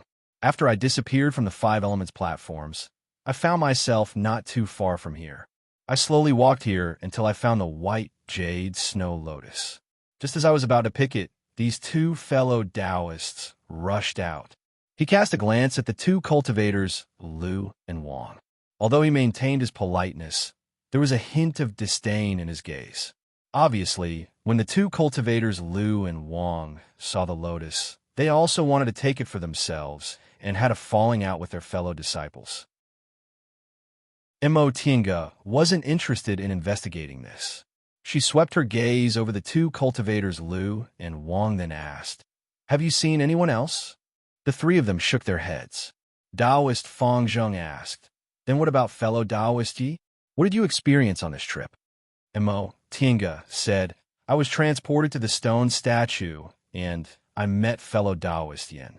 But fellow Daoist Yin was separated from her two junior martial sisters, and I also didn't see fellow Daoist Yao and his wife." "Then how did fellow Daoist Yi know this place was an illusory formation? Could it be that you also encountered something?"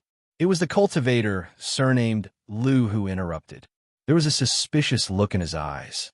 Obviously, he thought they also encountered something similar. Tinga said faintly, "When fellow Daoist Yin and I met and discovered we were wearing the same clothes from that stone statue, I knew something was amiss.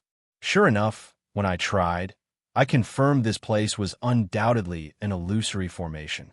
Oh, this answer surprised the two cultivators Lu and Wang, but since they saw her methods just now, they didn't dare to say anything. This little girl looked gentle, but her attacks were really terrifying. Her movements were as fast as wind and thunder, and her magic weapon was powerful. Although she was also in the middle stage of the foundation building realm like them, she dared to fight against the three of them alone without showing any signs of losing.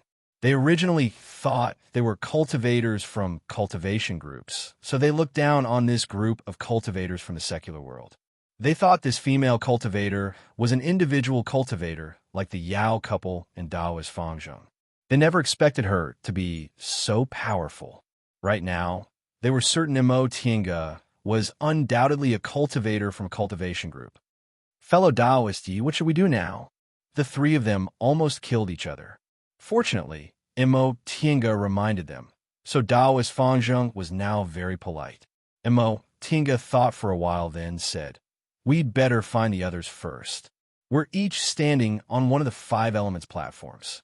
We don't know what will happen to the others if they don't pass the test. If something happens to them and we get implicated because of it, things won't be good." The 3 of them thought about it and agreed. They each stood on one of the 5 elements platforms, so they might have already been recognized as one. What if one of them didn't pass the illusory formation and this formation turned into a killing formation? If they lost their lives just like that, it would be too unjust. Fellow Taoist Yi is right. Taoist Fang Zheng was the first to agree. Lu and Wang looked at each other and nodded. "Shall we go look for them first? Let's split up and search." Mo Tinga said, "It'll be faster to find them this way." Fellow Taoist Yin and I agreed to meet at the stone statue. "After we find them, we'll go to the stone statue. Just in case, how about we split into groups of 2? It's easy to fall into the trap if you're alone, so it's good to have someone on the side to remind you," Taoist Fangjing suggested. Lu and Wang hesitated for a moment, but didn't say anything. They had just fought, and it was obvious that there was a grudge between them. However, in this unfamiliar environment, they could still trust each other a little. "That's settled then." Mo Tinga spoke first. "Fellow Taoist Lu, fellow Taoist Wang, you 2 are fellow apprentices, so you'll naturally be together. How about I go with fellow Taoist Fangjing?" How could Lu and Wang not agree? They nodded, and the 4 of them split into groups of 2. Mo Tinga felt a bit more relaxed now that she was searching with Taoist Fangjing. Taoist Fangjing was an old cultivator who had been in the cultivation world for a long time. He wasn't a chatterbox like Yin Ruoshu, and he was even more experienced than her in handling matters. The 2 of them quickly searched their way. The place where Taoist Fangjing and the 2 cultivators Lu and Wang fought was at the T-shaped intersection. Since Mo Tinga came from the stone statue, they were divided into 2 teams, so they naturally went in opposite directions and searched for the 2 sides of the T-shaped intersection. "Fellow Taoist Yi," Taoist Fangjing suddenly shouted from the stone platform on the other side. Mo Tinga turned around and saw Taoist Fangjing, who was on the other 5 elements platform, waving at her, then pointing in a direction. She closed her eyes and released her divine sense. Sure enough, she found subtle spiritual aura fluctuations. She couldn't help but admire Taoist Fangjing's divine sense. Before entering the valley, she already knew he must have practiced a spell to strengthen his divine sense, but she didn't expect it to be so strong. She overlooked it, but Taoist Fangjing sensed it. Apparently, the saying "old ginger is spicier" was indeed true. Even though his cultivation level was a bit lower than hers, this Taoist Fangjing really couldn't be underestimated. The 2 of them chased after him using the spiritual aura fluctuations. Before long, they heard fighting noises. It was Yin Ruoshu's 2 junior martial sisters. Mo Tinga was rather flabbergasted. It wasn't a big deal when it came to the 2 cultivators Lu and Wang. Male cultivators valued worldly possessions, and their characters were also more aggressive. When they came across treasures, it was very likely that they would fight each other, even if they were from the same cultivation group. However, these 2 were female cultivators. Female cultivators rarely fought each other when they ran into trouble.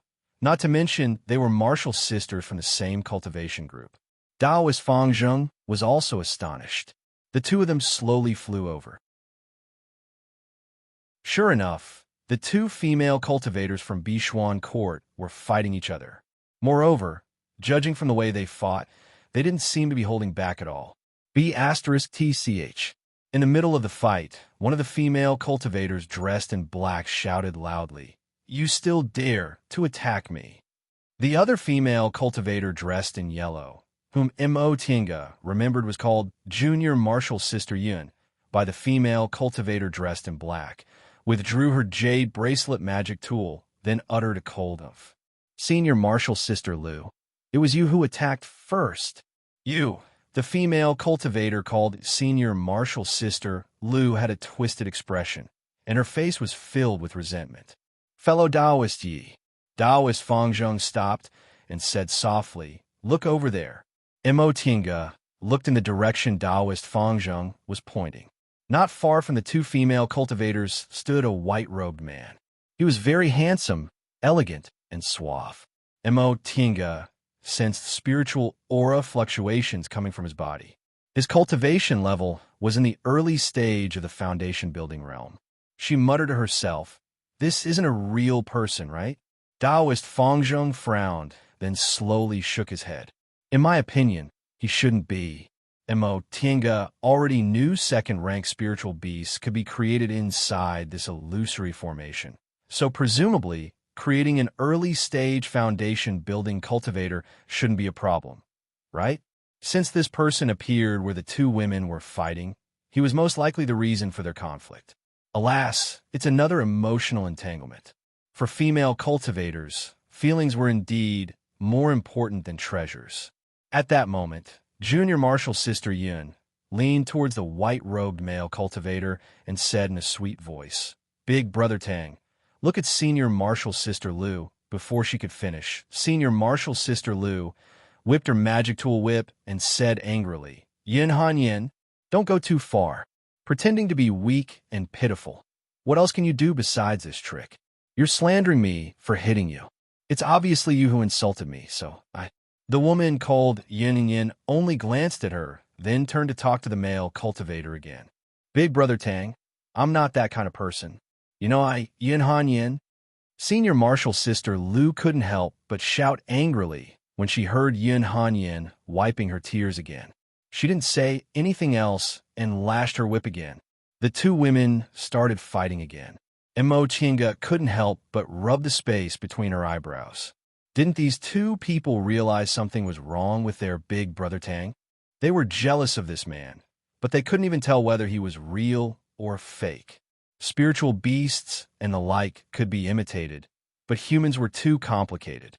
Even if they could be imitated, the details would always be different.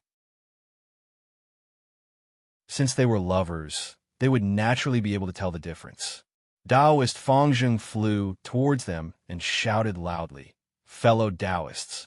His arrival finally made the two women stop fighting for a moment, but they still glared at each other with hatred and only paid a little attention to Taoist Fangzheng.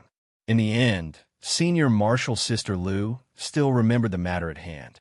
She asked, "Fellow Taoist, is something the matter?" Taoist Fangzheng was annoyed that these two people didn't know what was important. Without saying a word, he raised his hand and threw his magic tool towards the white-robed male cultivator. The two women turned pale with fright. The two people who were fighting just now attacked Taoist Fangzheng together. At that moment, Mo Tinga arrived. She waved her white silk handkerchief, blocking the two women's magic tools, allowing Taoist Fangzheng to attack the white-robed male cultivator smoothly. Under Taoist Fangzheng's attack, the white-robed male cultivator retreated all of a sudden. He then took out a flying sword and attacked Taoist Fangzheng. Taoist Fangzheng never expected that a fake illusion would be able to retreat and counterattack. He was stunned for a moment, and his reaction was a step too slow. The flying sword brushed past him and cut half of his sleeve. Taoist Fangzheng was astonished as he held the half of his sleeve. Mo Tinga shouted, "Fellow Taoist Fangzheng, that illusion has the strength of a real person. You must be careful." Taoist Fangzheng regained his senses and immediately dodged to the side. He then raised his hand and used magic to fight with a white-robed male cultivator. Under normal circumstances, individual cultivators couldn't compare to cultivators from cultivation groups or cultivation clans because they lacked magic tools, spiritual talismans, spirit stones, and the like. They also didn't have good cultivation techniques, so they were at a disadvantage in fights of magical power. However, outstanding individual cultivators weren't inferior to cultivators from cultivation groups. Because their path to immortality was extremely difficult, they had perseverance and patience that surpassed ordinary people, and they were battle-hardened. Those who could reach the end and stand above everyone else were people with excellent wisdom and tyrannical spells. Although Taoist Fangzheng couldn't be said to have excellent wisdom, he had roamed the cultivation world for several hundred years. Being able to reach the middle stage of the foundation building realm and still live well proved that he surpassed other people in certain aspects. The fact that he could hold on for such a long time while fighting against Lu and Wang proved that he had some clues. This white-robed male cultivator was only in the early stage of the foundation building realm, so his cultivation level was slightly lower than Daoist Fangjing's. Furthermore, he was an illusion. Although the illusory formation made him look like a real person, he lacked the flexibility and versatility of a real person in fights of magical power. Once he was tangled with Daoist Fangjing, it only took him a moment to show signs of defeat. Yun Hanyin and Senior Marshal Sister Lu were on tenterhooks when they saw Big Brother Tang in danger again and again. However, they were blocked by Mo Tiange and couldn't go forward, so the two of them were furious. They glanced at each other, then simultaneously attacked Mo Tiange. When Mo Tiange saw that one of them took out several magic tools and the other threw out a large number of talismans, looking as if they wanted to fight her to the death, she was also annoyed. She wanted to teach them a lesson, so she didn't show any mercy. The shuttle of flying Apsara and the white silk handkerchief both attacked and defended, resolving this move. In a flash, Mo Tiange released the spiritual aura pressure of the soul refining art, causing the two women to freeze. Mo Tiange didn't show any mercy. The golden rays from the shuttle of flying Apsara split into 2 and then 4. Each ray attacked the two women separately. The golden rays were aggressive and their momentum was monstrous, coupled with the fact that Mo Tiange was suppressing them with the spiritual aura pressure of the soul refining art. The two women no longer had the strength to fight back. They could only watch helplessly as the golden rays pierced their bodies. Ah! 2 cries of alarm rang out at the same time. Mo Tiange put away her magic weapons and magic tools, then landed on the ground. She stared coldly at the two women. Also came from the other side. Daoist Fangjing had killed the illusion of the white-robed male cultivator. When the two women heard that sound, they simultaneously turned their heads and shouted, "Big Brother Tang." Regardless of their injuries, they crawled up and staggered towards the white-robed male cultivator. They threw themselves on his body. Once they saw that he was no longer breathing, they burst into tears. Mo Tiange and Daoist Fangjing glanced at each other. Both of them frowned. Daoist Fangjing was used to worldly affairs, so he couldn't stand this kind of ignorant cultivation group disciples. Mo Tiange was also unhappy that the two women still hadn't realized something was wrong. After crying, Senior Marshal Sister Lu crawled up with a tear-stained face. A ruthless expression appeared on her face. "I'll fight you to the death." Mo Tiange was furious. She let out a cold oomph, then raised her hand and pressed down. The golden rays she held back just now burst out of their bodies. The two women cried out and fell to the ground. Their shoulders were injured. "Why don't you think about why your big brother Tang is here?" Mo Tiange shouted. "You can't even distinguish an illusion. If I knew this would happen, I would have let you kill each other." The two women were stunned to hear what she said. Their tears hadn't dried yet as they stared at her blankly. "Illusion?" Senior Marshal Sister Lu asked in a hoarse voice. Mo Tiange was very angry. She turned her head away, not wanting to talk to them. Daoist Fangjing could only step forward and explain, "Fellow Daoists, think carefully. How did your senior marshal brother come here?" The two women were stunned. They glanced at each other, then Yun Hanyin said with uncertainty, Senior Marshal Sister Lu and I walked here. While we were talking, we saw Big Brother Tang walking towards us." "Then how did you talk to your Big Brother Tang?" The two women were silent. After a while, Senior Marshal Sister Lu finally answered, "We quarreled as soon as we saw Big Brother Tang. So that's what happened."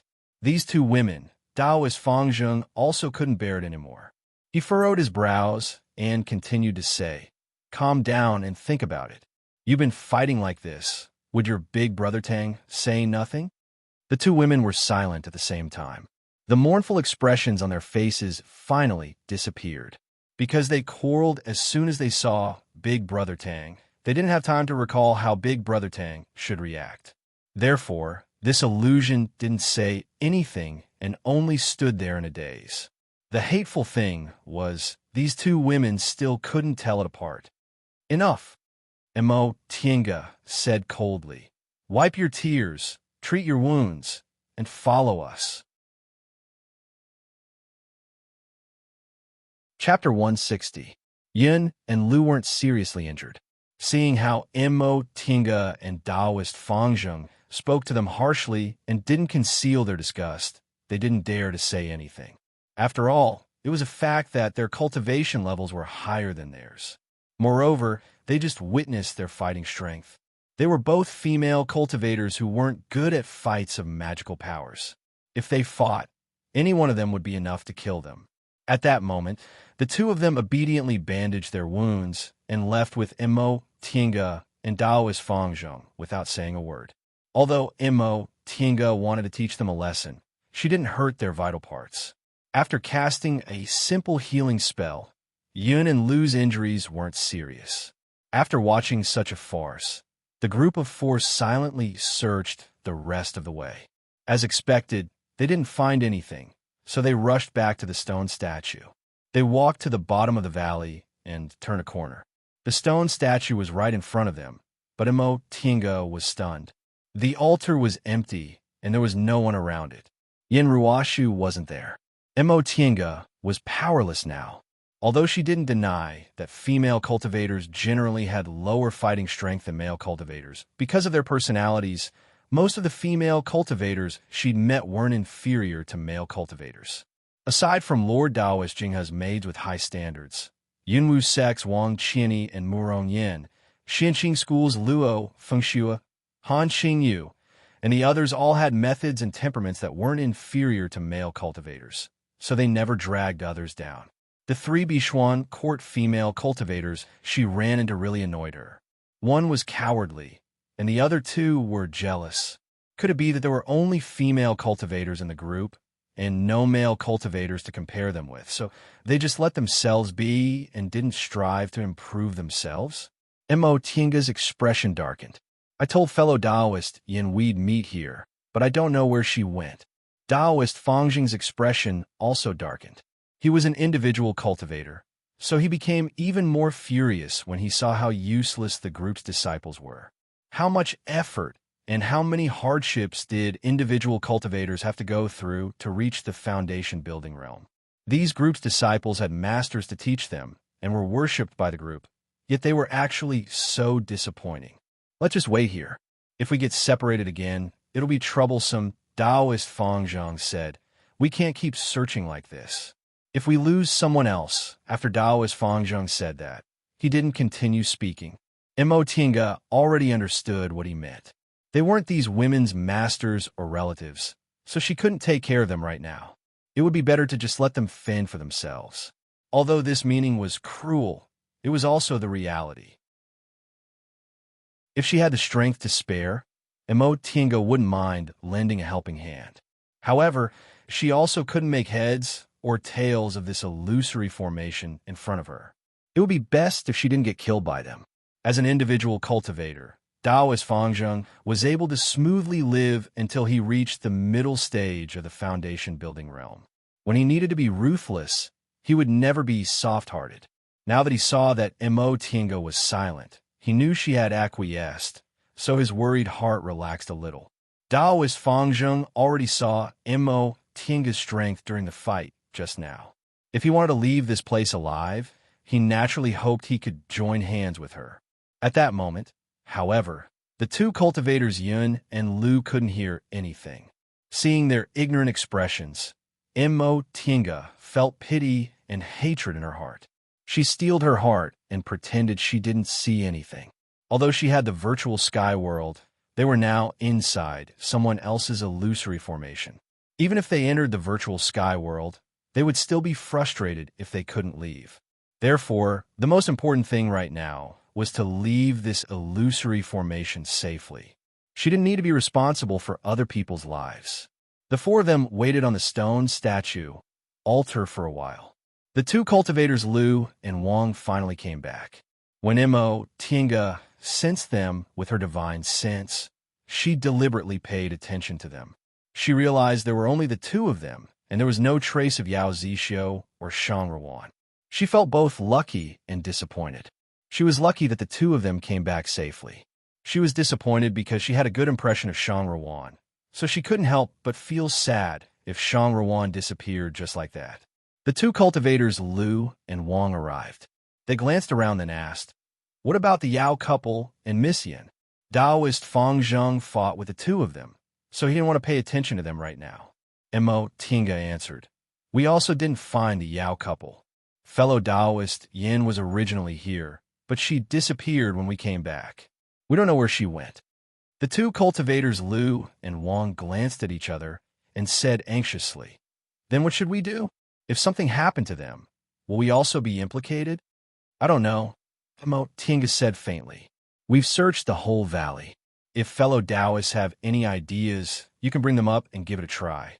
On the 5-color 5-elements platform, the two cultivators Lu and Wang already showed they were proficient in formations.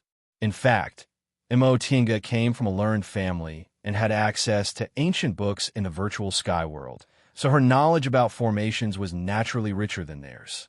It was just that she deliberately hid her skills and didn't want to talk about it. The two cultivators Lu and Wang were startled by what she said. Soon after, they went to the side and started to discuss. Mo Tinga listened to their discussion. These two cultivators' attainments in formations weren't bad, but this illusory formation was too real. Their methods might be useless. She then sat on the side in silence and pondered by herself. All formations needed the support of external spiritual aura. The formation on the altar in the real valley was easily broken by her because it had been too long and its spiritual aura had declined.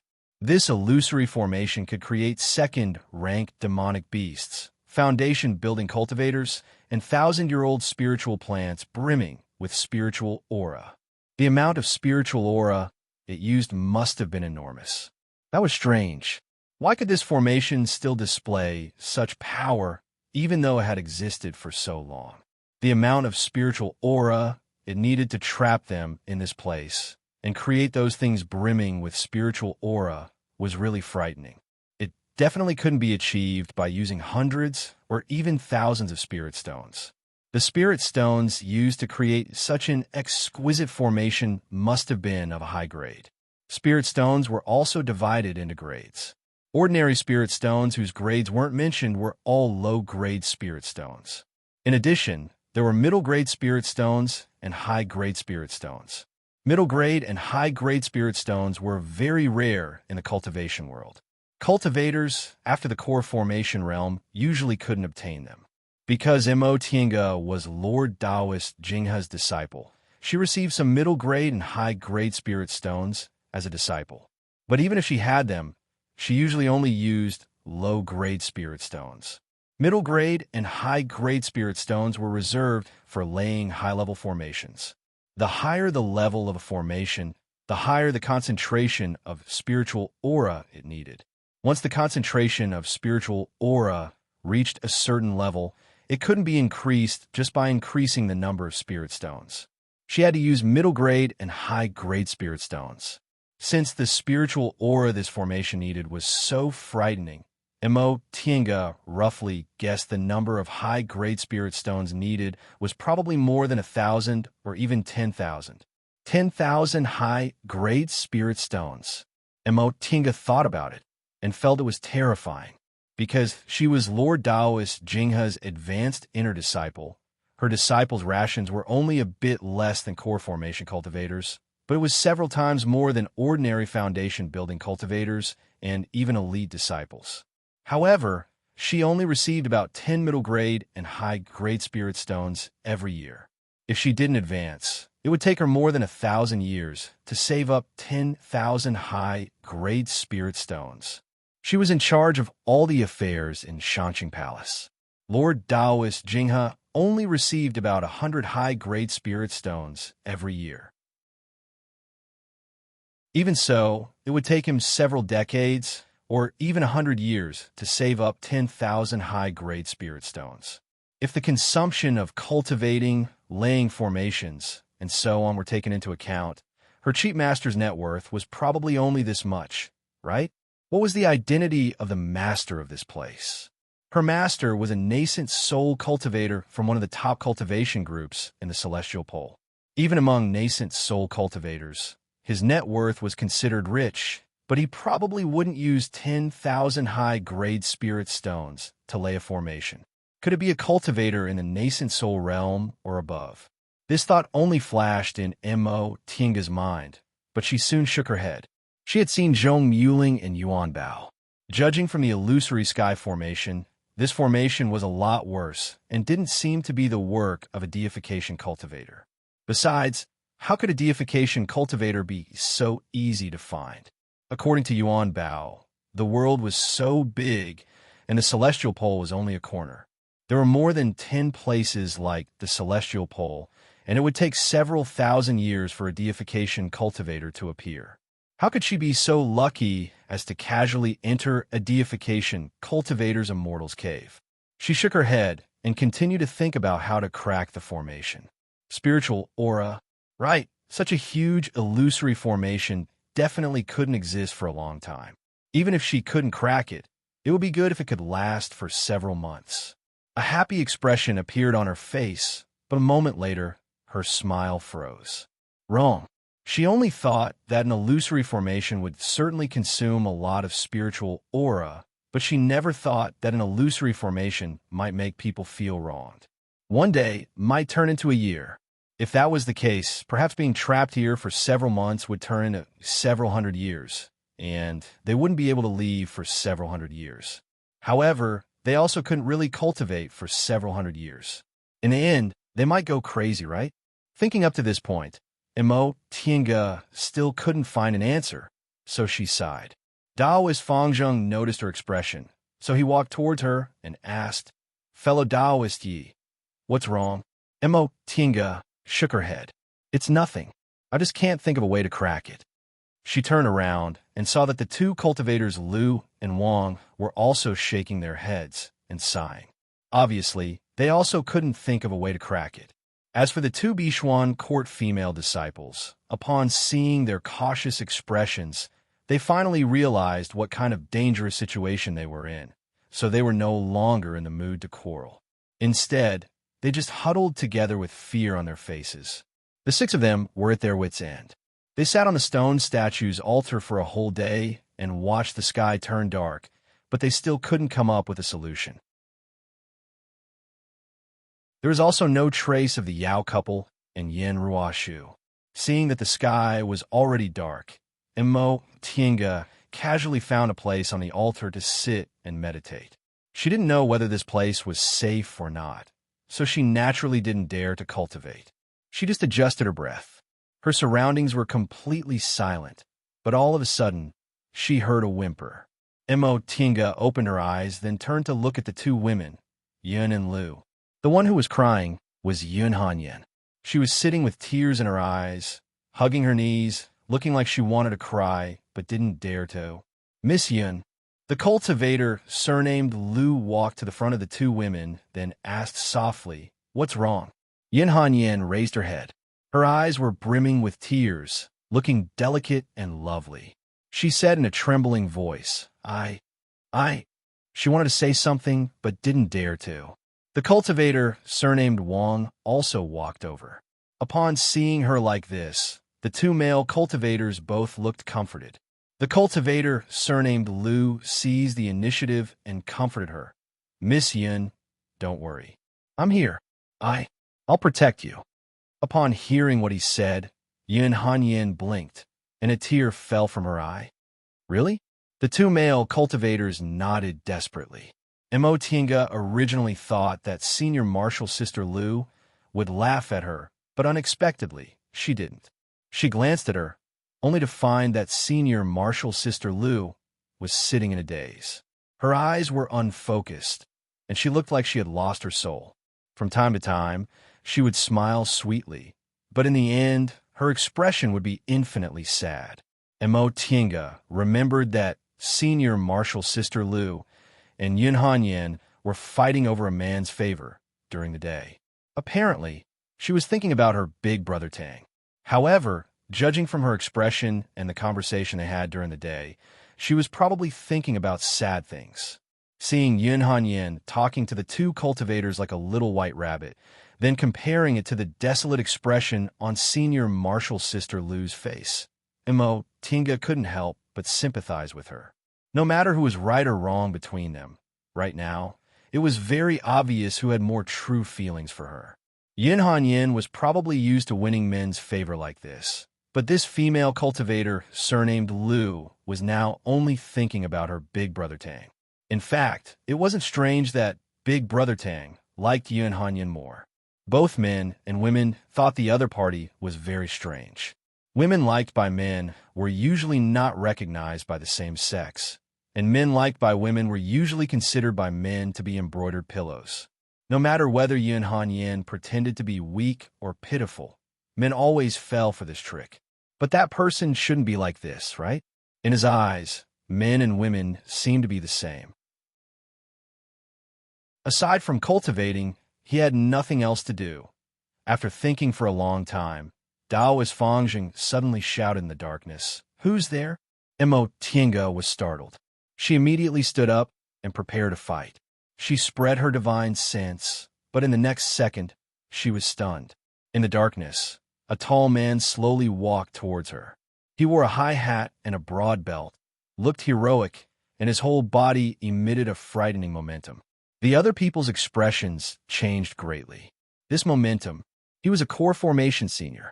After seeing this person clearly, Daoist Fangjing looked at Zhe's reaction out of habit. However, he saw Tinga staring at that person, seemingly thinking about something. He didn't have time to think too much. He cupped his hands and tried to speak as calmly and respectfully as possible.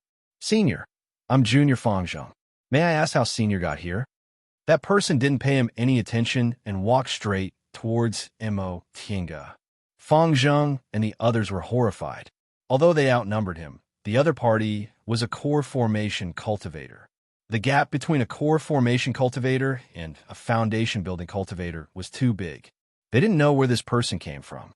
If he harbored evil intentions towards them, he only needed to wave his hand, and they would probably, under their fearful and trembling gazes, that person finally stopped several feet away from them. Tinga also heaved a sigh of relief. She glanced at him and said, "This is an illusion." "An illusion?"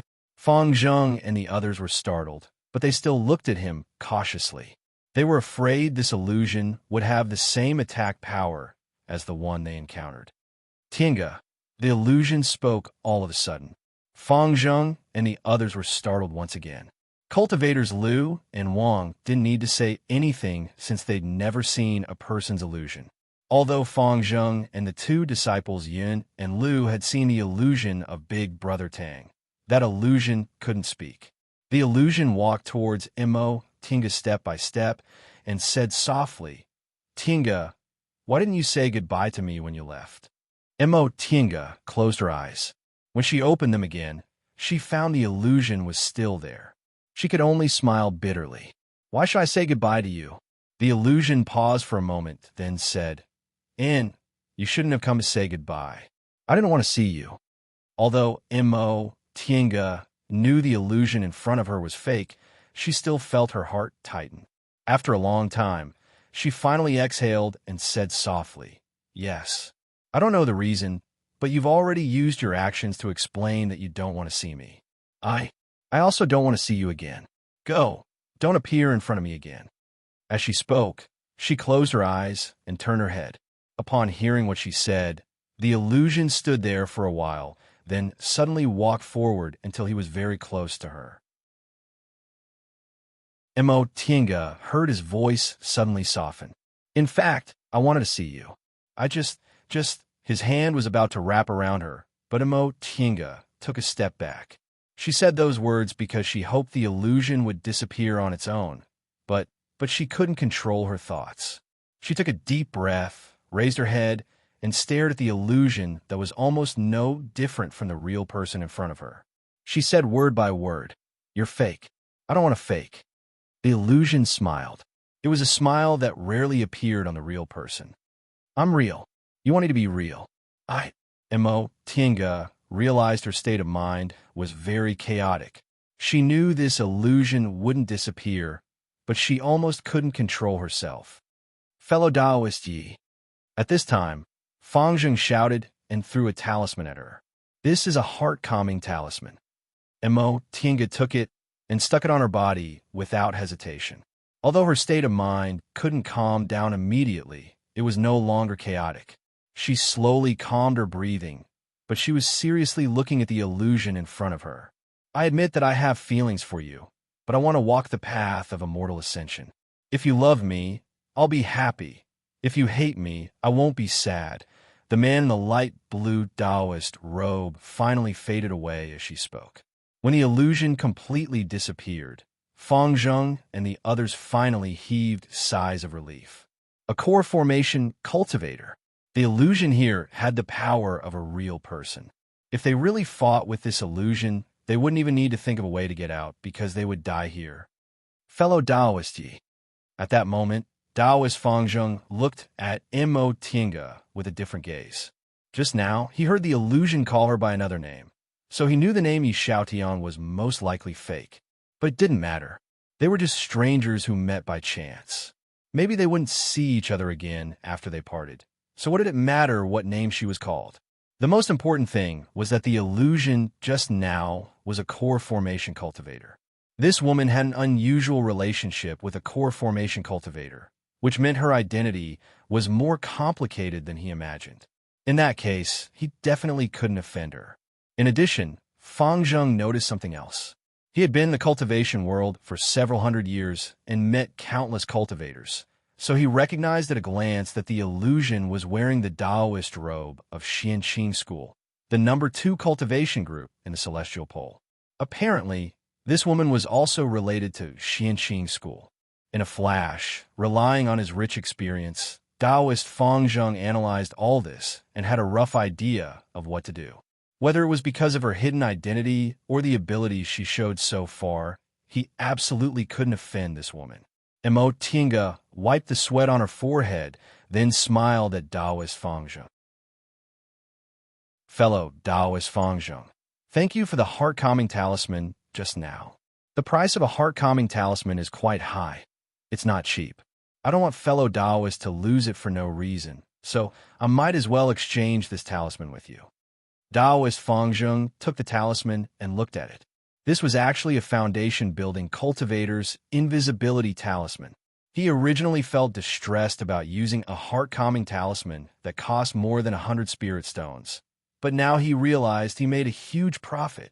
A foundation-building cultivator's invisibility talisman was priceless.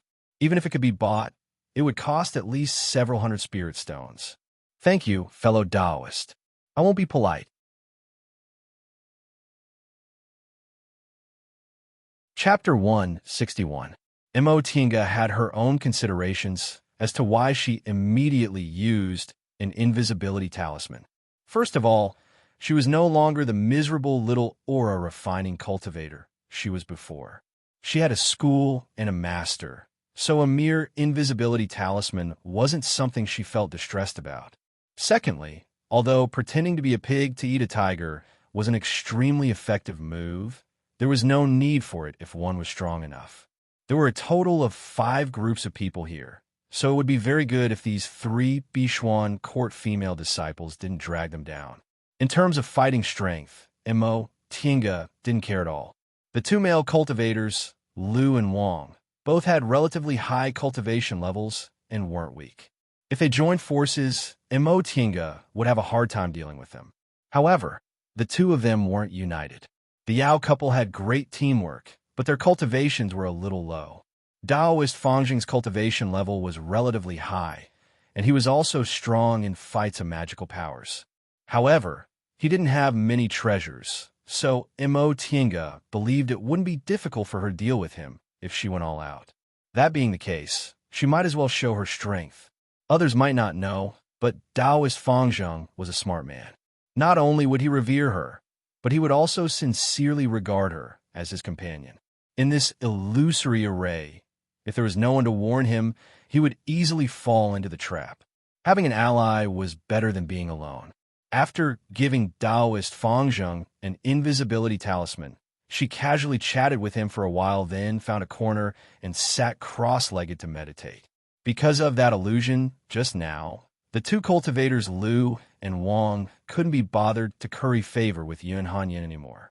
Instead, they hid to the side and whispered to each other, seemingly discussing Imo Tinga's real identity. She didn't care what these people thought of her. After they left this valley, they would go their separate ways. Who would know who was who? Just like that, the night passed without any danger. There were several kinds of illusions in the middle. Fortunately, they reminded each other, so nothing serious happened. The sky was bright and birds were chirping. The first ray of morning sunlight finally shone into the valley. The valley was surrounded by steep cliffs, and the sun shone in at 9 o'clock. The 6 people present were all foundation-building cultivators, so they didn't need to deliberately rest. It was just that after a night of fright, Yun and Lu were not in good spirits. Mo Tinga and Taoist Fangzheng glanced at each other. They both saw helplessness in each other's eyes. These female cultivators were really unable to accomplish anything, but were good at spoiling things. He wanted to leave them behind, but he was afraid that it would affect him. Even after the sky brightened, there were still no signs of activity. The two people, Wang and Lu, couldn't sit still anymore.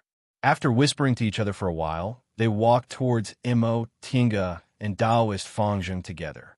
It hadn't even been a day since they were trapped inside the formation, but they already formed a small group. Yin, Lu, and Wang were from the same cultivation group, so even if they had any conflicts, they were still together. Mo Tinga and Taoist Fangzheng were both single people, and their habits were also quite similar, so they were naturally closer to each other. Fellow Taoists. The one speaking was the cultivator surnamed Lu. Mo Tinga and Taoist Fangzheng opened their eyes and stared at them. Lu and Wang also sat down cross-legged in front of them and said, "Fellow Taoists, we can't go on like this. High-level illusory formations usually consume the energy of those who enter the formation. The longer we stay here, the more disadvantageous it will be for us. Who knows, one day we might run out of blood essence." Taoist Fangzheng was taken aback. "Consume blood essence?" The cultivator, surnamed Wang, answered, "Correct. We two martial brothers are disciples of Gigu School. Our Gigu School originated from Tianliang School. Now that Tianliang School has long been exterminated, our Gigu School is definitely the strongest in the field of formations." It was only now that these two cultivators revealed their sex inheritance. Mo Tinga had indeed heard of Giga School. Although what the cultivator surnamed Wang said was a bit exaggerated, it wasn't far from the truth. There weren't any big cultivation groups in the Celestial Pole that were proficient in formations. There were only several medium-sized cultivation groups that were proficient in formations, and Gigu School could be considered one of the best among them. However, the corners of Mo Tinga's mouth curved into a faint smile. What the two people said was a bit too shocking. She had studied illusory formations before, and there was indeed a saying about consuming blood essence, but that only happened when one was bewitched. Inside an illusory formation, if one was bewitched by the illusion, their blood essence would be absorbed by the formation. However, if one's mind was firm, they wouldn't be affected too much. Upon seeing her expression, the two people surnamed Lu and Wang felt a bit restless. They didn't know what she meant, so they glanced at each other. The cultivator surnamed Lu then said with a smile, "Little brother is Lu Xiangxin, and this is my junior martial brother, Wang Xiangji. May I know how to address you two?" She didn't know whether Taoist Fangzheng had greeted them or not, but the mechanism was activated the moment Mo Tinga entered the hall of the five-colored five elements platform. She only heard their surnames from Shangruan. "My Taoist name is Fangzheng." Taoist Fangzheng nodded at the two people. Mo Tinga then said, "Yi Xiaotian." The two people surnamed Lu and Wang were only surprised for a moment, but they didn't care too much about why her name sounded different from last night. The four of them greeted each other again. Lu Xiangxin then said, fellow Taoists. In short, if we stay in this illusory formation for another day, we'll suffer some injuries. It'd be better for us to leave as soon as possible. Tinga chuckled. We've always wanted to leave, but we just couldn't find the direction. Since fellow Taoists said this, could it be that you found a way? Lu Xiangxin hesitated for a moment. Wang Xiangji took over the conversation. Miss Yi, to be honest, this formation is indeed brilliant. We two Marshall brothers also can't figure it out, but we can't just sit and do nothing, can we? Taoist Fang Zheng glanced at Tinga's expression, then asked, "Then what should we do in your opinion?" Upon hearing Taoist Fang Zheng's tone of relief, Lu Xiangxin's spirits were lifted. According to our research on formations, no matter how brilliant a formation is, it's impossible for it to be flawless. This valley isn't big, but it's very complicated. If we look around a bit, we'll definitely be able to find it. You're right. Tinga cast a glance at the two people surnamed Yun and Lu. There are 6 of us. Should we split up and look? The two people surnamed Lu and Wang noticed her meaningful glance. They were both smart people, so how could they not understand what she meant? They immediately became somewhat hesitant. Tinga put on a fake smile. Fellow Taoists, we can't just eat and not work. Lu Xiangxin was fine, but Wang Xiangji's face instantly flushed upon hearing what she said. Tinga glanced at the two people surnamed Yun and Lu, meaning to ask whether they would be responsible for these two people. The two people surnamed Lu and Wang hesitated. After all, although they were trying to please them, their lives were still a bit more important. Tinga mocked them for wanting to take advantage of them, but not wanting to take responsibility. Wang Xiangji was thin-skinned, seeing as Tinga was also a beautiful woman. Mocking him to his face inevitably made him lose face. For a moment, the situation became awkward. Only the two people surnamed Yun and Lu were far away, so they didn't notice anything. Ahem. Taoist Fang Zheng coughed, then said, "Fellow Taoists, I'll tell you the truth. I'm already being polite by not taking their lives. I don't want to work for other people." Taoist Fang Zheng was an individual cultivator. The world of individual cultivators was much crueler than that of cultivation group disciples. Generally speaking, people who didn't show enough strength wouldn't be accepted if they went on an adventure together. Right now, he was already being polite by not making things difficult for these two Bishuan court female cultivators. After all, this matter wasn't the same as agreeing to go on an adventure. The 9 of them were inadvertently tied together. Since Taoist Fang Zheng already said this much, the two people surnamed Lu and Wang had nothing else to say. They glanced at each other, then Lu Xiangxin said, "All right, the 4 of us will continue to search. As for the others, we won't care about them. Of course, we'll occupy the 5 elements platform separately, so it'd be best for us to take our lives into consideration." What he said gained the approval of the other 3 people. After a brief discussion, Lu Xiangxin told the 2 people surnamed Yun and Lu. Tinga wasn't interested in what they had to say. She only saw from afar that Yun Hanyan lowered her head and wiped her tears as soon as she heard what Lu Xiangxin said. It was only after Lu Xiangxin comforted her that he returned with a bitter smile.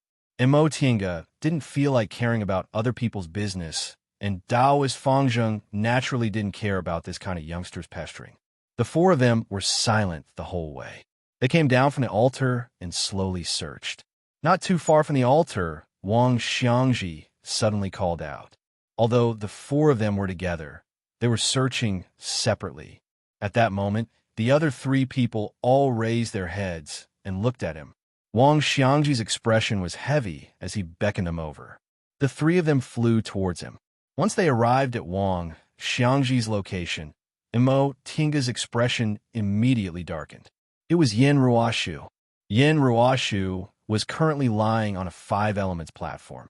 Her complexion was deathly pale, and she wasn't breathing at all. Tinga crouched down and tried to inject her spiritual aura into Yin Ruoshu's body, but it was to no avail. She stood up and shook her head. There's no saving her.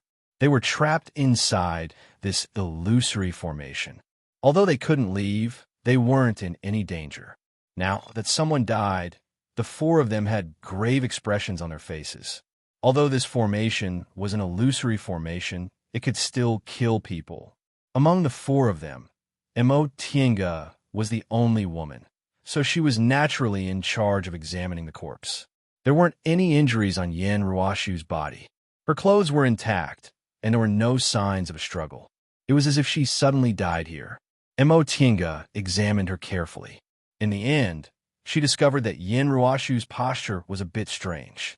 Her hand was stretched to one side, as if she wanted to grab something. "How is it?" Wang Xiangji asked anxiously. Emo Tienga didn't answer. She once again used her spiritual aura to strike the top of Yen Ruoshu's head. After a person died, their meridians became rigid and spiritual aura couldn't be injected into them. However, the top of the head was a shortcut to the dantian, so spiritual aura could still be injected into it. Several breaths later, Emo Tienga let go of her hand and stood up with a grave expression. "Fellow Taoist Yi, how is it?" Taoist Fang Zheng also asked with concern. Emo Tienga sighed and said all of her blood essence was exhausted. Apparently, she was blinded by the illusion and couldn't struggle free in the end. Judging from Yen Ruoshu's posture, she was obviously trying to grab something, but there was nothing in front of her. That thing should be her illusion. Once she died, the illusion naturally disappeared. The other three people were once again silent. Lu Xiangxin and Wang Xiangji glanced at each other. Both of them saw a hint of astonishment in each other's eyes. They previously said they would die from exhaustion of their blood essence just to scare these two people. They never expected that such a thing would actually happen. How could they not panic? Emo Tienga muttered to herself for a while, then said, "Fellow Taoist, it seems fellow Taoist Yan's death happened last night, but we didn't feel anything at all." Taoist Fang Zheng was dumbfounded. "Fellow Taoist, are you saying our lives won't be affected by other people?" "That's not necessarily the case." Emo Tienga took out an empty Chinquan bag, then waved her hand to put Yen Ruoshu's corpse away. After all, the three of them were on the same stone platform. Maybe it's enough as long as one of them is alive. Seeing her putting Yen Ruoshu's corpse away made the other three people rather envious. Of course, it wasn't because they had strange hobbies. They were just envious of the things on Yen Ruoshu's body. However, they also didn't dare to offend Emo Tienga because of this. She didn't directly take the Chinquan bag. She put the corpse away instead, most likely to give it to the other two female cultivators. However, this already proves that if we're confused by the illusion, it's indeed possible that we'll die from exhaustion of our blood essence. The three people once again fell into silence. "All right, let's not waste time here. Let's keep looking." Taoist Fang Zheng nodded. "We should be more careful. Let's search in pairs." Although they didn't split up, they searched separately. Now, they didn't dare to split up anymore. They formed a team of two and slowly searched along the way. The atmosphere was depressing. Perhaps it was lucky or unlucky, but right after they searched that intersection, they suddenly heard a cry of alarm. The four of them looked at each other to make sure it wasn't an illusion, then they flew towards the source of the sound. They didn't fly far before Emo Tienga's sharp eyes saw Shang Ruan's figure on a 5 elements platform. She was delighted, but she was immediately alarmed. That was indeed Shang Ruan, but there was another person not far from her. "Ah!" Wang Xiangji cried out in surprise. He said in astonishment, That's fellow Taoist Yao, but why?" Emo Tienga also frowned deeply. Judging from his figure, that was indeed Yao Zixio. But the strange thing was his cultivation level was actually in the core formation realm. How is that possible? She couldn't rule out the possibility that there were some fated chances inside this illusory formation, but there was no way it could allow a cultivator to directly jump from the early stage of the foundation building realm to the core formation realm. Foundation building cultivators' dantians and meridians could only hold so much spiritual aura, but the spiritual aura of a core formation realm cultivator would increase by 1,000 times, and their dantians and meridians would need to be reshaped. Even if they had enough spiritual aura to allow a cultivator to directly jump from the early stage of the foundation building realm to the core formation realm, it would still take them 1 to 3 years to remold their bodies. Could it be an illusion? But judging from Shang Ruan's expression, it didn't seem like it. The other 3 people were hesitant about whether they should approach her or not.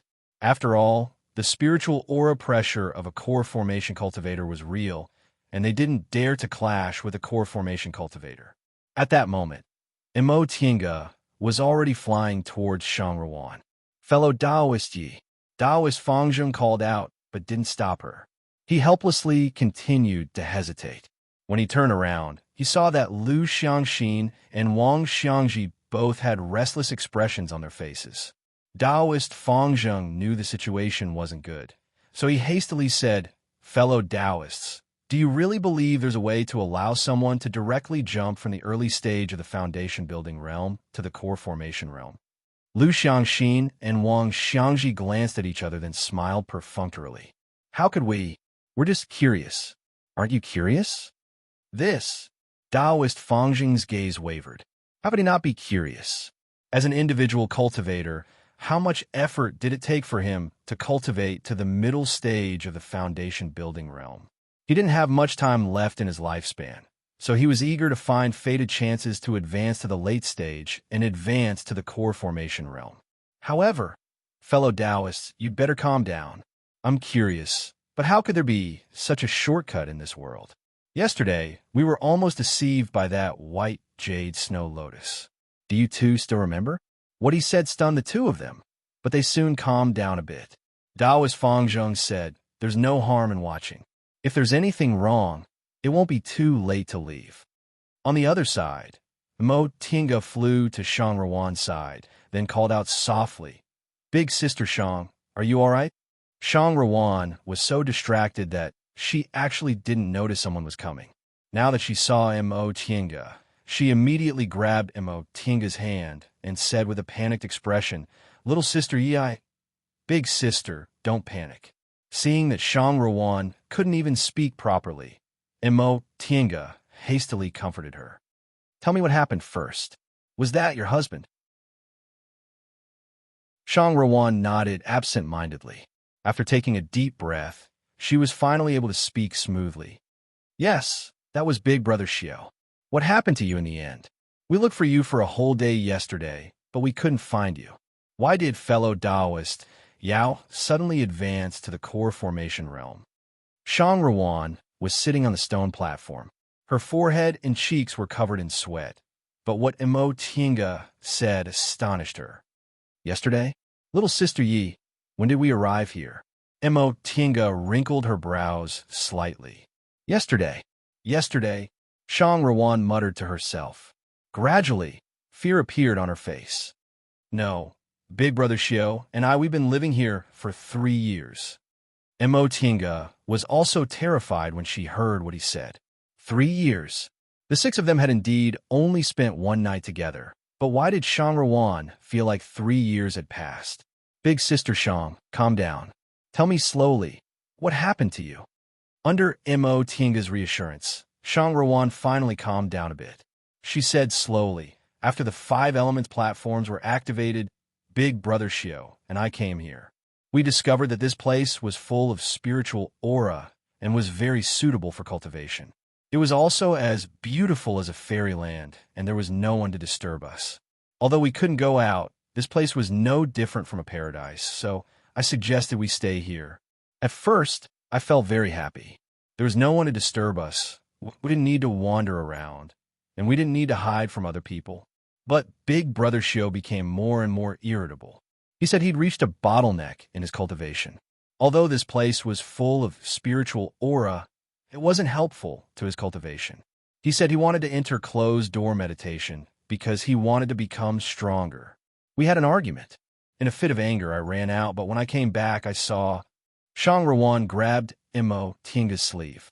Her tears started to fall. "Little sister Yi, Big Brother Xiao must have been possessed by the devil. No, this really isn't right. Look at him." Mo Tiange raised her head and stared at Yao Zixiao, who wasn't too far from her. Yao Zixio seemed to be cultivating some kind of secret technique. He was flying in midair, and his whole body was wrapped in a black substance. Sounds of wind and thunder could be faintly heard inside. 1 day, 3 years. Mo Tiange could roughly guess what happened. This life is eternal. She finally guessed a little about the meaning of the words, this life is eternal. This life is eternal, and eternity is only 1 day. This was the most frightening aspect of this illusory formation. Shang Ruan always fantasized about peaceful days. This place was like a fairyland, which triggered this thought in her. Therefore, in the beginning, they were living in Shang Ruan's fantasy. The two of them lived without anyone to disturb them, which was why they couldn't find each other. However, although it was only 3 years, the actual time wasn't like that, which was why he didn't make any progress in his cultivation. Shang Ruan didn't care about it, but Yao Zixio was unwilling, which led to this unforeseen event. But what was going on with Yao Zixio? Mo Tiange couldn't figure this out. She herself obtained a great fated chance, whether it was the deification great ancestor or the virtual sky world. But she didn't believe there was any fated chance in this world that could allow someone to advance from the early stage of the foundation building realm to the core formation realm overnight. Big Sister Shang. After a long time, Tiange said slowly, I don't think your husband has been possessed by the devil.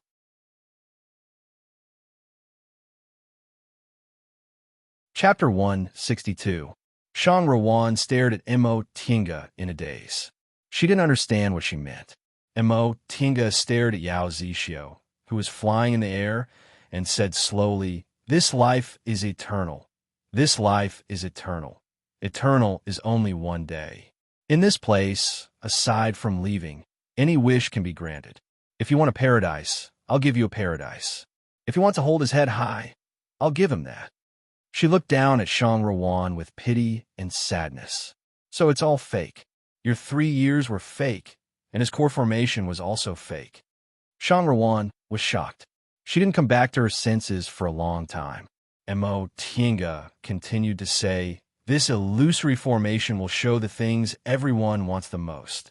Big sister, what you want the most is an undisturbed life for the two of you, and what he wants the most. Mo Tiange didn't continue. Shang Ruan already understood what she meant. Shang Ruan was stunned for a long time before she asked slowly, then, what's the result? Upon seeing Shang Ruan's expression, Mo Tiange almost didn't have the heart to say it, but she had to.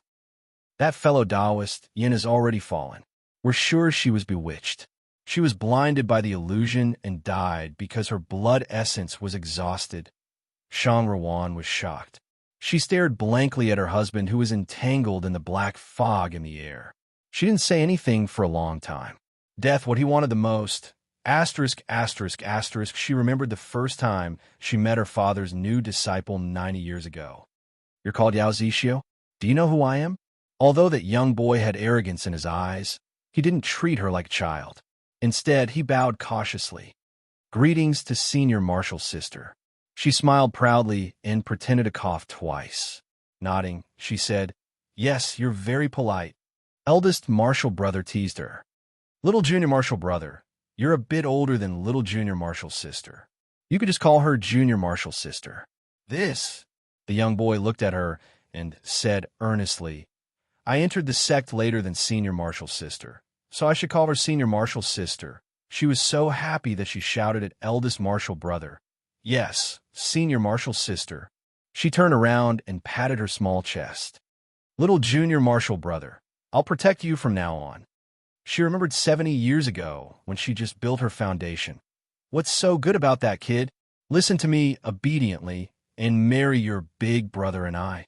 She knelt in front of her father, motionless, but she held her head high, unwilling to yield.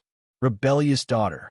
Her father flew into a rage and slammed his palm down on her. Her father, who was at the peak of foundation building, showed almost no mercy in this palm. She spat out a mouthful of blood, and her meridians were heavily injured, but she still clenched her teeth and refused to let go. Her mother wept at the side. Wanner, just listen to your father. Obedient. No, she struggled to get up and used all her strength to kneel in front of her father.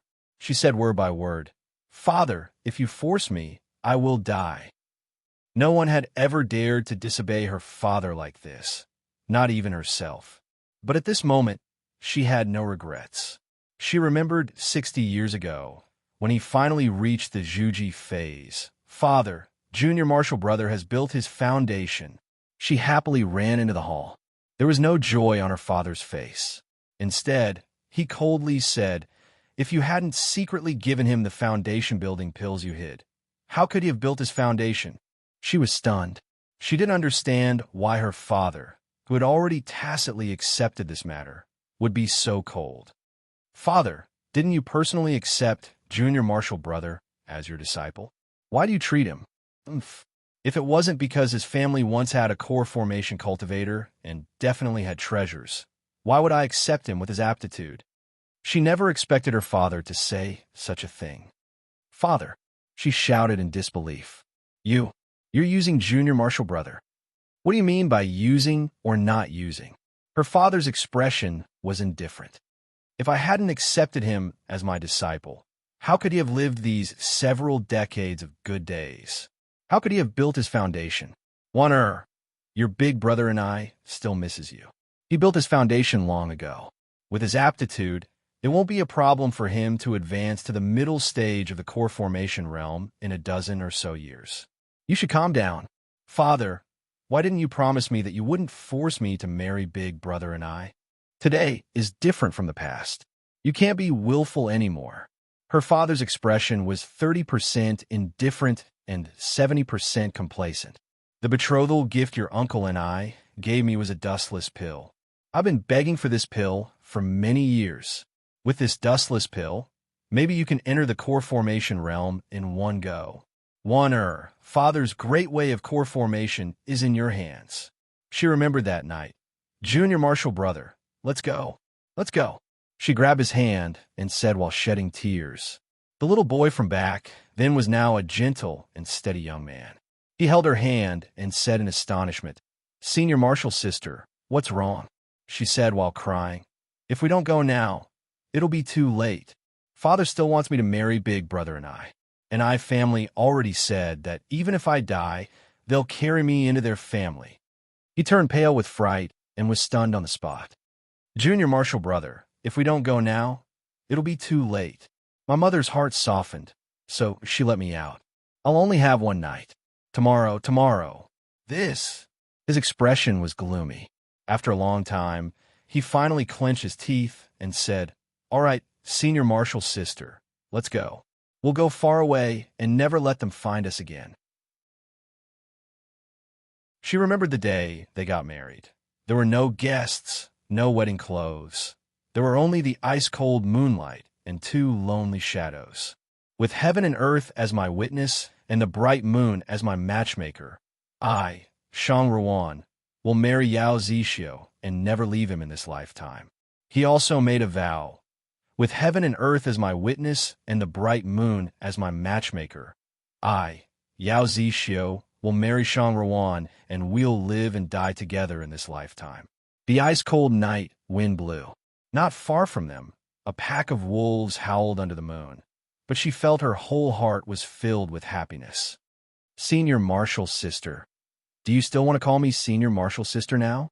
He was stunned for a moment before he smiled. "You're younger than me, so I'll call you Little Sister Juan from now on. What do you think?"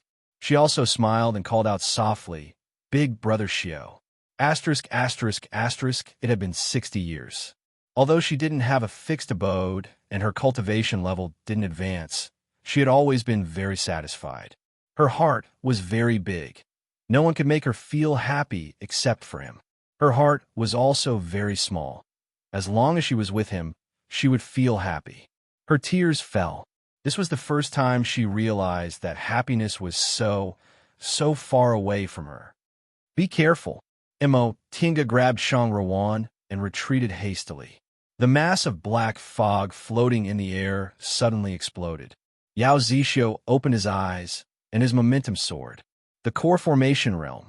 No matter what the reason was, the Yao Zixio in front of her was undoubtedly in the core formation realm. Inside this illusory formation, the illusions created wouldn't disappear unless one's willpower shifted. Otherwise, the illusions were no different from real people.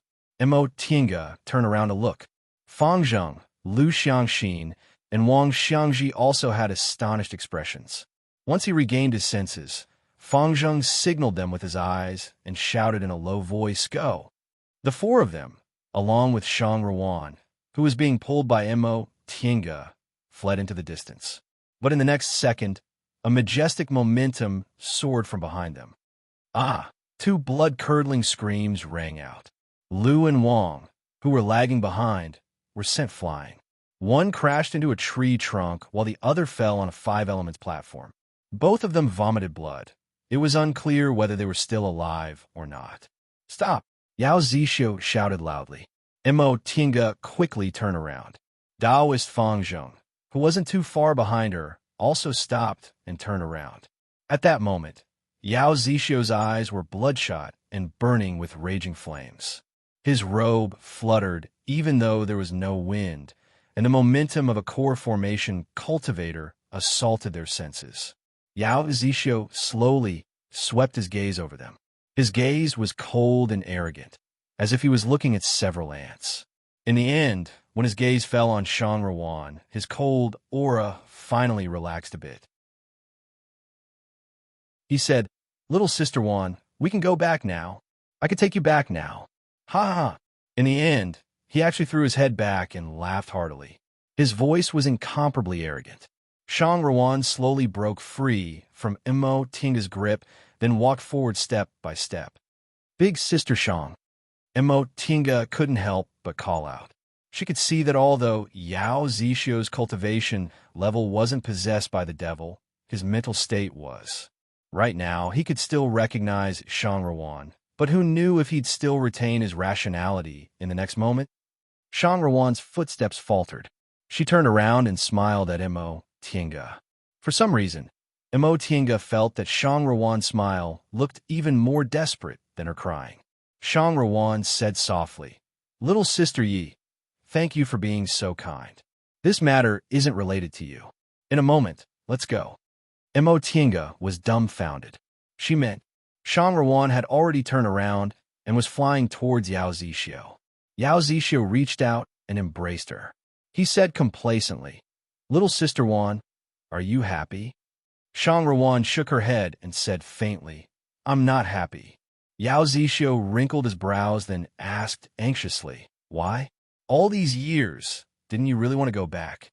Now, we can go back justifiably. Your father won't say anything anymore." "Is that so?" Shang Ruan's gaze was bone-chilling. "Big Brother Xiao, is your current cultivation level real?" Yao Zixio was stunned for a moment before he became furious. "Little Sister Wan, what do you mean? Of course my cultivation level is real. Take a look." He pulled Shang Ruan's hand, eager to prove himself. "This is the cultivation technique I obtained just now. As it turns out, there really are fated chances here. The master of this place was a cultivator with great divine power. After he passed away, he sealed his cultivation technique here, and I happened to obtain it." Shang Ruan looked at his complacent appearance indifferently. There was only deep sorrow in her heart. 100 years. 100 years. She finally saw this person clearly, this person she loved the most. As it turned out, in his heart, cultivation had always been the most important thing. As it turned out, this was the result he'd always wanted. She took the jade slip from Yao Zixio's hand and injected her divine sense into it. Soon after, she sneered and threw it back to him. "Big Brother Xiao, take a look yourself. See what this is." Yao Zixio received the jade slip with doubt, but his expression changed greatly. Mo Tinga didn't know what happened, but she could make a rough guess. This so-called fated chance was just Yao Zixio's imagination. This jade slip naturally didn't contain any cultivation technique. It was either empty or completely useless. With one look, Yao Zixio naturally knew something was wrong. "No, it's real. It's real." At first, he was mumbling to himself, but in the end, Yao Zixio's expression turned ruthless. He turned around and glared furiously at Mo Tiange and Fang Zheng. Did you steal it? Did you? Big Brother Xiao, Shang Ruan shouted and grabbed his sleeve. It has nothing to do with other people. This is an illusory formation, so you're hallucinating. Illusory formation? Hallucination? No, you're lying to me. You're lying to me. Yao Zixio's momentum gushed out. With a wave of his arm, Shang Ruan cried out in alarm and fell from midair. Under Yao Zixio's gaze, Mo Tiange didn't dare to move. She could only watch helplessly as Shang Ruan fell. No matter how weak Yao Zixio was before, inside this illusory formation, he was a genuine core formation cultivator. No matter how arrogant Mo Tiange was, she didn't think she could fight against a core formation cultivator. If she fought, she couldn't win. If she ran, the valley was only this big, so she couldn't escape. Enter the virtual sky world? To enter the virtual sky world, she had to use the incantation, which would take at least 3 breaths of time. However, Yao Zixio was staring at them. If she made even the slightest movement, he might kill them. She didn't have a single breath of time.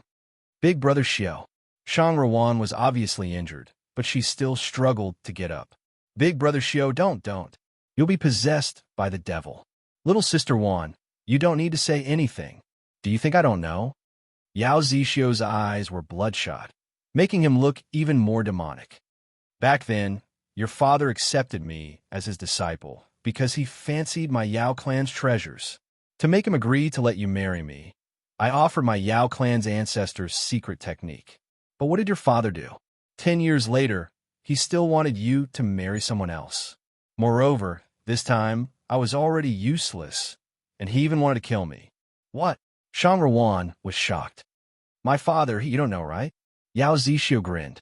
His calm and refined demeanor could no longer be seen. His ruthless appearance was even more frightening. Back then, it wasn't because he loved you, his daughter, but because I offered Yao clan's treasures to him.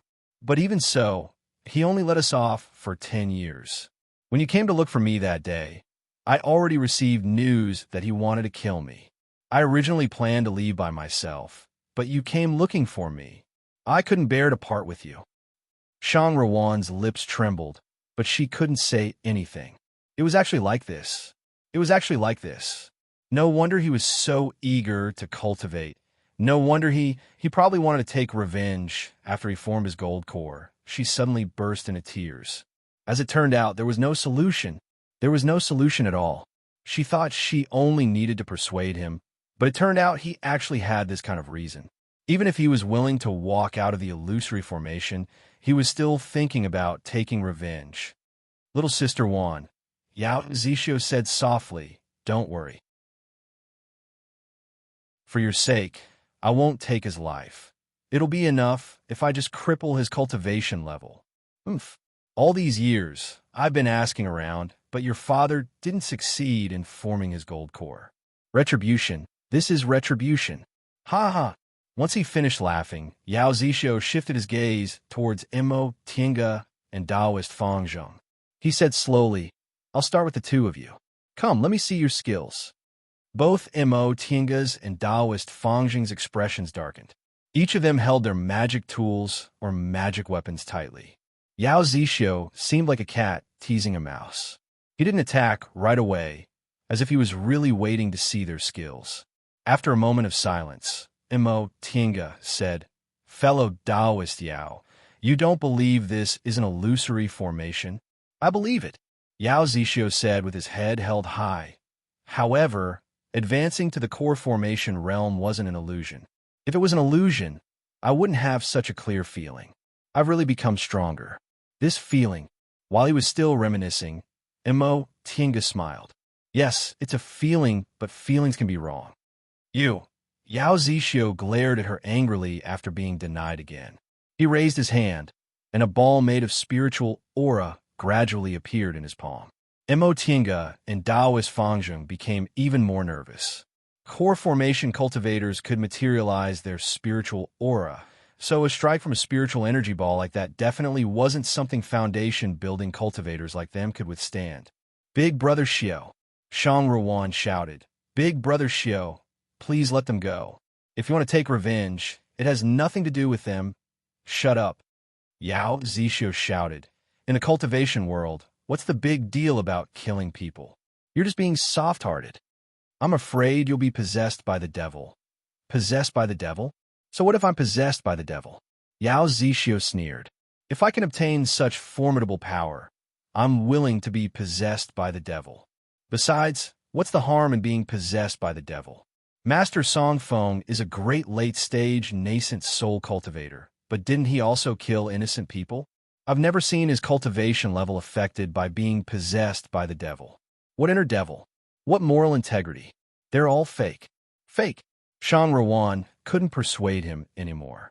She stared blankly at the overbearing Yao Zixio with tears rolling down her cheeks. She said mournfully, "What about me? What do you want to do with me? What should I do if you're possessed by the devil?"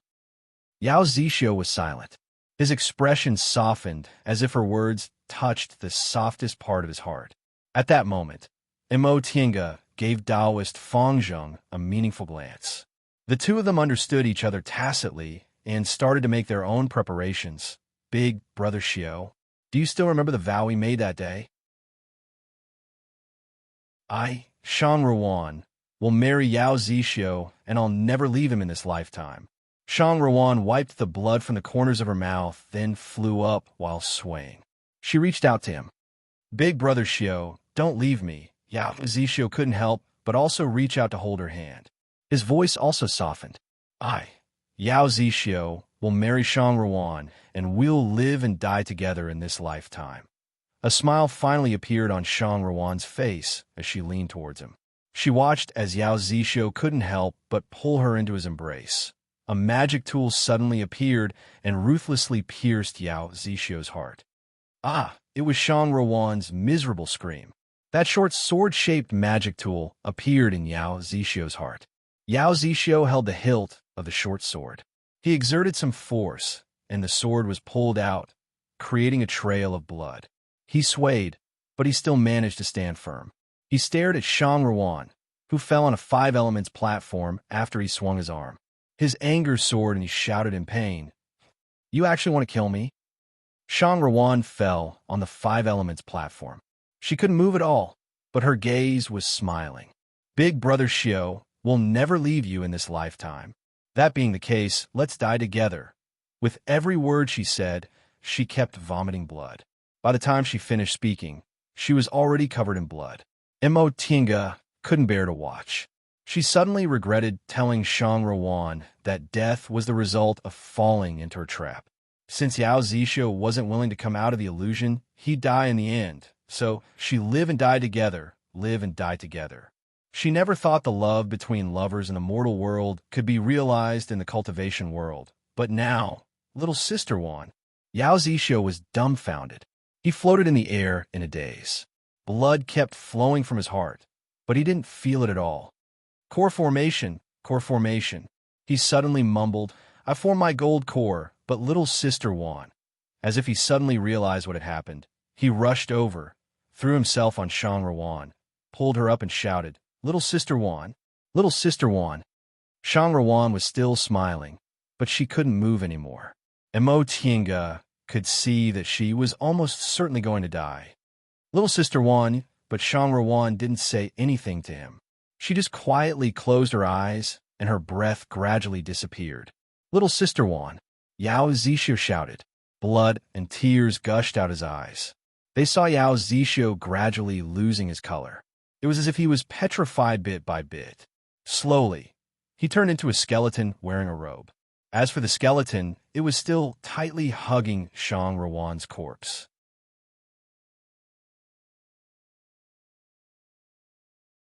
Chapter 163. Everything was calm. After a long time, Mo Tiange finally heaved a sigh of relief. Although it was someone else's life or death, it was still tragic for her to see it happen right in front of her. And such a tragic life and death was only because they had deep feelings that cultivators shouldn't have. Realizing that her emotions were fluctuating, she immediately gathered her spirit and qi. Taishan Wangqing did not mean that he was emotionless. Wangqing meant how could he not be moved by emotions? If one had forgotten, the speaker would care about it and become complacent and forget to say a word. Emotions were innocent, and emotions were innocent. The sinner was Yao Zixio. There were too many things mixed in his emotions. There was ambition, there was grief, there was hatred. It was these things that prevented him from seeing through them. He was unable to enjoy the joy of love and was constantly tormented by it. Sinners are not sentimental, they are just humans. At that moment, they heard Taoist Fang Zheng shouting, "Fellow Taoist, ye look." When Mo Tiange looked towards Yao Zixio and Shang Ruan, she couldn't help but widen her eyes. A misty white light appeared on the bodies of the two people. The light grew brighter and brighter, more and more glaring. All of a sudden, it exploded and the spiritual energy surged out, causing their auras to churn. They tried to circulate their qi to resist, but they couldn't. The light instantly engulfed them. After an unknown amount of time, Mo Tiange finally felt the spiritual aura slowly subsiding. She opened her eyes and was stunned by the scene in front of her. In front of them was clearly the 5 elements platform that they were previously on. Did that mean that the illusory array was broken? She was delighted, but when she turned around, she was startled. There were indeed several other people either lying or sitting on the other 4 stone platforms, but aside from Taoist Fang Zheng, none of them were awake. Taoist Fang Zheng also noticed her. He looked at her and said, "Fellow Taoisti." Both of them were bewildered. What was going on? Suddenly, with a shake of his feet, the 5 elements platforms began to move towards the center. After a while, with a rumbling sound, the 5 elements platforms combined into one. A ray of light flashed and turned into a big stone platform. Gold, green, blue, red, and yellow. The 5 colors each occupied a circle. It was just like the 5 elements platform in the illusion array, but this stone platform was ridiculously big. What's going on? Taoist Fang Zheng looked at her. Mo Tiange didn't answer. Instead, she lowered her head to examine the other people on the ground. Aside from her and Taoist Fang Zheng, the other 7 people were all on the stone platforms. Even Yin Ruoshu, whose corpse she put into her Qinquan bag inside the illusory formation, was no exception. These people didn't seem to have any external injuries, but their faces were pale and they weren't breathing. Mo Tiange stretched out her hand to feel Yin Ruoshu and the others' pulses. Their pulses had already stopped, so she couldn't pour her spiritual aura into their bodies. She sighed. He's dead. Taoist Fang Zheng examined Lu Xiangxin and Wang Xiangji, then shook his head. They can't be saved. The two of them looked at each other in confusion. Since Yin Ruoshu's corpse was here, it meant that the illusion formation was a complete fake. Everything they saw and heard in the illusion array was fake. The real them had probably been on the stone platform all this time, not moving at all. But these people still died. Lu Xiangxin and Wang Xiangji were killed by Yao Zixio, who was in the core formation realm. Yin Ruoshu was bewitched by the illusions inside the illusory formation and died after her blood essence was exhausted.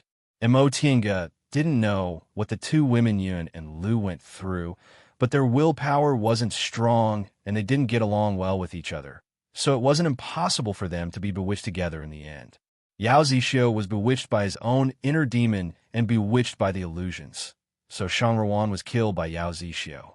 Mo Tiange was terrified when she thought about this. This formation was really terrifying. Everything was fake, but the deaths and injuries were real. Fellow Taoist Yi, Taoist Fang Zheng suddenly called out. He was examining Yao Zixio's corpse just now, but now he was pointing at Shang Ruan. What's wrong? She seems to be alive, Taoist Fang Zheng said while looking at Shang Ruan. Mo Tiange was stunned. She stepped forward and touched Shang Ruan's chest. Sure enough, there was still some heat. She hastily took out several green amplifying pills, fed them to Shang Ruan, and poured her spiritual aura into her body. After a long time, Shang Ruan finally groaned and woke up. Big Sister Shang, Mo Tiange called softly. Shang Ruan slowly opened her eyes. When she saw Mo Tiange, she was stunned for a moment. Little Little sister Yi, don't talk for now. Your injuries are very serious. You should adjust your breathing and heal your injuries first. Shang Ruan didn't do as Immo Tinga said. Instead, she thought for a moment as if she recalled what she experienced in the illusory formation. Her complexion suddenly paled, and she turned around. When she saw Yao Zixio lying next to her with his eyes closed, she immediately threw herself at him. Big Brother Xiao. Big Brother Xiao. Yao Zixio didn't respond. Taoist Fang Zheng examined him just now. Yao Zixio really died in the same way Yin Ruoshu died in the illusory formation. He lost all his blood essence. Presumably, it was because he was too obsessed with his own illusions that his blood essence was sucked dry. But Immo Tinga couldn't figure out why Shang Ruan was still alive. Lu Xiangxin and Wang Xiangji were both beaten to death by Yao Zixio, but they died for real. It didn't make sense for Shang Ruan to be alive. Big Brother Xiao. After confirming Yao Zixio was dead, Shang Ruan was in a daze and didn't move for a long time. Immo Tinga didn't know what Shang Ruan was thinking, but she knew Shang Ruan's injuries were too serious. If she didn't heal her injuries soon, she would still die. Big Sister Shang. Immo Tinga called softly, but Shang Ruan still didn't respond. Upon seeing Shang Ruan's current state, Immo Tinga heaved a sigh. She gently raised her hand and shot a spiritual aura at Shang Ruan. Shang Ruan instantly fainted. Taoist Fang Zheng was astonished. Immo Tinga only helped Shang Ruan lie down on the side, then looked up and said, "Fellow Taoist Fang Zheng, there's only the two of us now. Fellow Taoist, what do you think we should do next?" Taoist Fang Zheng hesitated for a moment before his gaze swept over the corpses. Since these fellow Taoists are dead, let's deal with their remains first.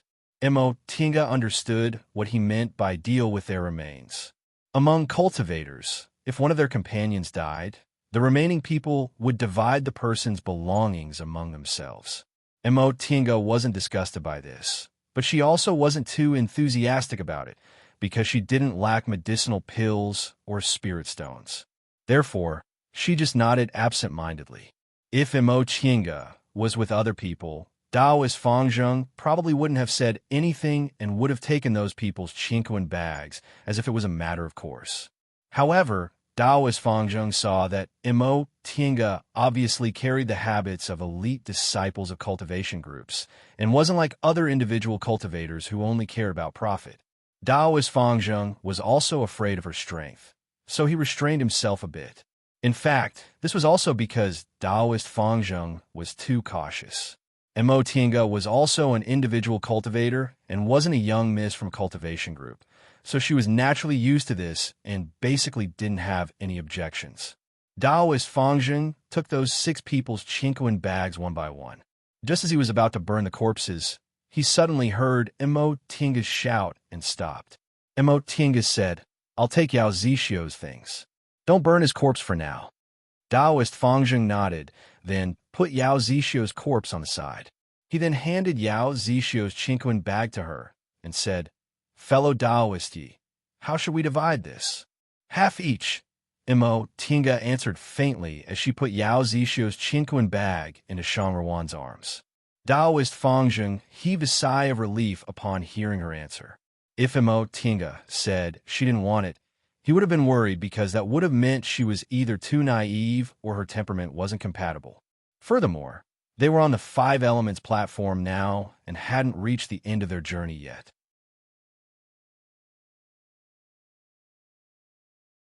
If this was a killing formation and they triggered something, Taoist Fang Zheng also frowned. Among the 9 people who came here, 6 died and 1 was seriously injured. Now, only the 2 of them were still in good condition. He didn't have much time left in his lifespan. He urgently needed fated chances, but he also cherished his life even more. After thinking for a while, Taoist Fang Zheng heaved a sigh. He opened the spiritual beast pouch on his waist and released a spiritual beast. It was a first-rank bird. Taoist Fang Zheng stroked the bird's head, then released it, letting the bird fly into the depths of the hall according to his instructions. The bird screeched, then flapped its wings and flew in the direction he pointed. The two of them watched on with trepidation, but they saw the bird successfully reaching the other end of the hall and going through the door. After a while, the bird went through the door again and flew back. Taoist Fangzheng was delighted. "It's very safe. Fellow Taoist Yi, let's go." Right after he said that, he took the lead and flew away. Mo Tinga looked at Shang Ruan, who was lying unconscious on the ground.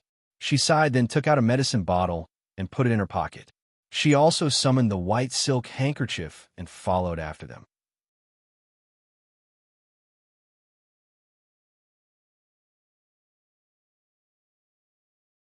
Chapter 164. Mo Tinga stepped onto the white silk handkerchief and entered the door inside the main hall. She looked around and saw that it was still a narrow stone passage, just like when they came in. However, the walls here were inlaid with moonstones, so they didn't need to light a fire like when they came in. Moonstones rarely lasted for several thousand years. An immortal's cave from several thousand years ago should be as dark as the passage they first came in, so how could there still be moonstones here? Taoist Fangzheng also thought so.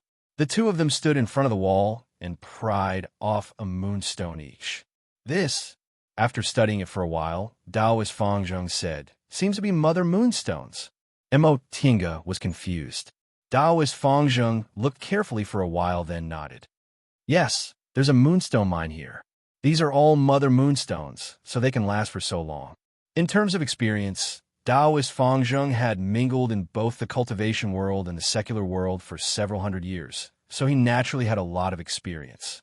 Upon hearing what he said, Mo Tinga nodded, then threw the Mother of Moonstone into her chinkoan bag, then continued to walk forward.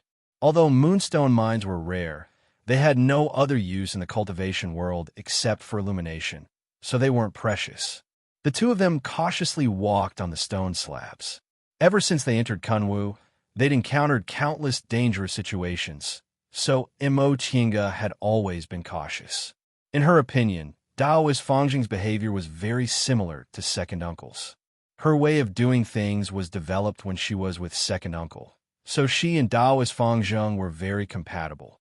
This time, Taoist Fangzheng let the first rank bird explore the way in front of them. The two of them walked without any mishaps. There were several traps in the passage, but the spiritual aura had dissipated due to the passage's long history. With the bird leading the way, they managed to avoid them one by one. However, they found several corpses on the ground. These corpses were intertwined with each other and had all turned into skeletons. Their clothes had long been rotten, leaving only a few damaged magic tools and intact chinkoan bags. Among the corpses, there were some treasures, materials, or magic weapons. Taoist Fangzheng immediately looked happy and crouched down to pick them up. Mo Tinga shouted, "Fellow Taoist Fangzheng, wait." Taoist Fangzheng looked up at her with vigilance in his eyes. At his age, he'd gone through many adventures and seen his companions fighting over things. Now that he heard Mo Tinga shouting at him to stop, he immediately became vigilant. Based on his expression, how could Mo Tinga not guess what he meant?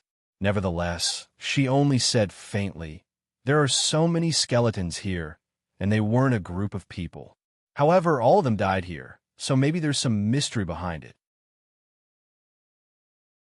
Upon hearing what she said, Taoist Fangzheng finally relaxed and once again looked carefully. Sure enough, there were more than 20 corpses on this passage, which was only about 100 feet long. They were almost densely packed together, and there was no place for them to step on. Looking at their postures, they were all twisted together in groups of 2 or 3, as if they were going to perish together. Taoist Fangzheng was so terrified that he broke out in a cold sweat. Judging from their postures, these people had fought each other to death. Moreover, their corpses were of different degrees of age. The bones of the newer corpses were snow white, while the bones of the older corpses were black. A cultivator's body didn't have any impurities, so it wouldn't rot. However, it would turn into spiritual aura and disperse, but the bones left behind could be preserved for a long time. Based on the color of the bones, one could tell how long they'd been dead. The skeletons in front of them were of different bone types. Among them, the blackest ones had almost turned into a pile of black ash, which meant they'd been dead for at least several thousand years.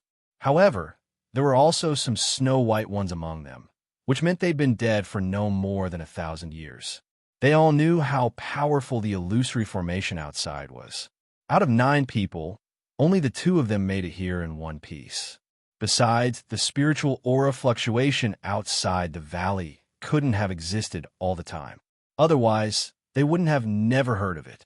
In other words, not many people came here in the past several thousand years. The magic weapons, magic tools, and rare materials scattered all over the ground also proved that no one left safely. That being the case, how could the treasures in front of them be taken at will? Taoist Fangzheng couldn't help but feel a bit ashamed when he realized this. In the beginning, he didn't take Mo Tinga seriously. He only thought she was a disciple who'd just left the cultivation group. Although her cultivation level was high, her ability was probably very ordinary, just like Giga School's Lu and Wan. However, he never thought she'd wake him up with a single sentence in the illusory formation. Now that she was here, she was much calmer than him. After experiencing these 2 things, he no longer dared to look down on Mo Tinga. Fellow Taoist Yi, in your opinion, there's something wrong with this path, Mo Tinga said slowly. It seems to be able to confuse people's minds. Even inside the illusory formation, her spirit-concealing pendant didn't feel anything strange because the illusory formation didn't erode people's minds. Instead, it tested people's temperament and willpower. However, as soon as she approached this path, her spirit-concealing pendant instantly turned ice-cold, as if it was warning her. The cultivators who could reach this place must have passed the illusory formation on the 5 elements platforms, so their temperaments should be extremely stable. Aside from willpower problems, what other reason could make them lose their rationality and commit suicide together? These people understood the principle of being alive to enjoy natural treasures. How did fellow Taoist you know? Mo Tinga said faintly. I have a magic tool that can sense things that confuse people. After giving a simple explanation, she didn't say anything else. She had a unique treasure on her, so she didn't need to explain it too clearly.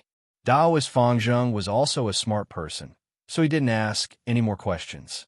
The 2 of them carefully searched for any strange objects in their surroundings. This stone path wasn't different from the previous one. It was a simple stone path carved out of the mountain. The only difference was that the ground was a bit flat, and the mountain wall was inlaid with moonstones. Oh! As soon as she approached the stone wall, the spirit-concealing pendant's ice-cold feeling became even stronger. Could it be that there was something wrong with the stone wall? Mo Tinga pondered for a moment, then took out her flying sword to pry out another moonstone from the stone path. The lustrous white light wasn't any different from the moonstones from before, but this faint spiritual aura gave her a familiar feeling. Fellow Taoist Yi, Taoist Fangzheng suddenly shouted, "This isn't a moonstone!" As he said that, he immediately took out heart-calming talismans, stuck one on himself, then gave another to Mo Tinga. Mo Tinga didn't feel anything out of the ordinary. In the illusory formation, it was her own emotions that were fluctuating, so the spirit-concealing pendant was useless. However, in this place, it was an external factor that had no effect on her due to the spirit-concealing pendant. Nevertheless, after some thought, she still took the heart-calming talisman and stuck it on herself. She then held the moonstone and asked, fellow Taoist said, "This isn't a moonstone? Then what is it?" "This is a bewitching moonstone." Taoist Fangzheng wasn't as relaxed as Mo Tinga.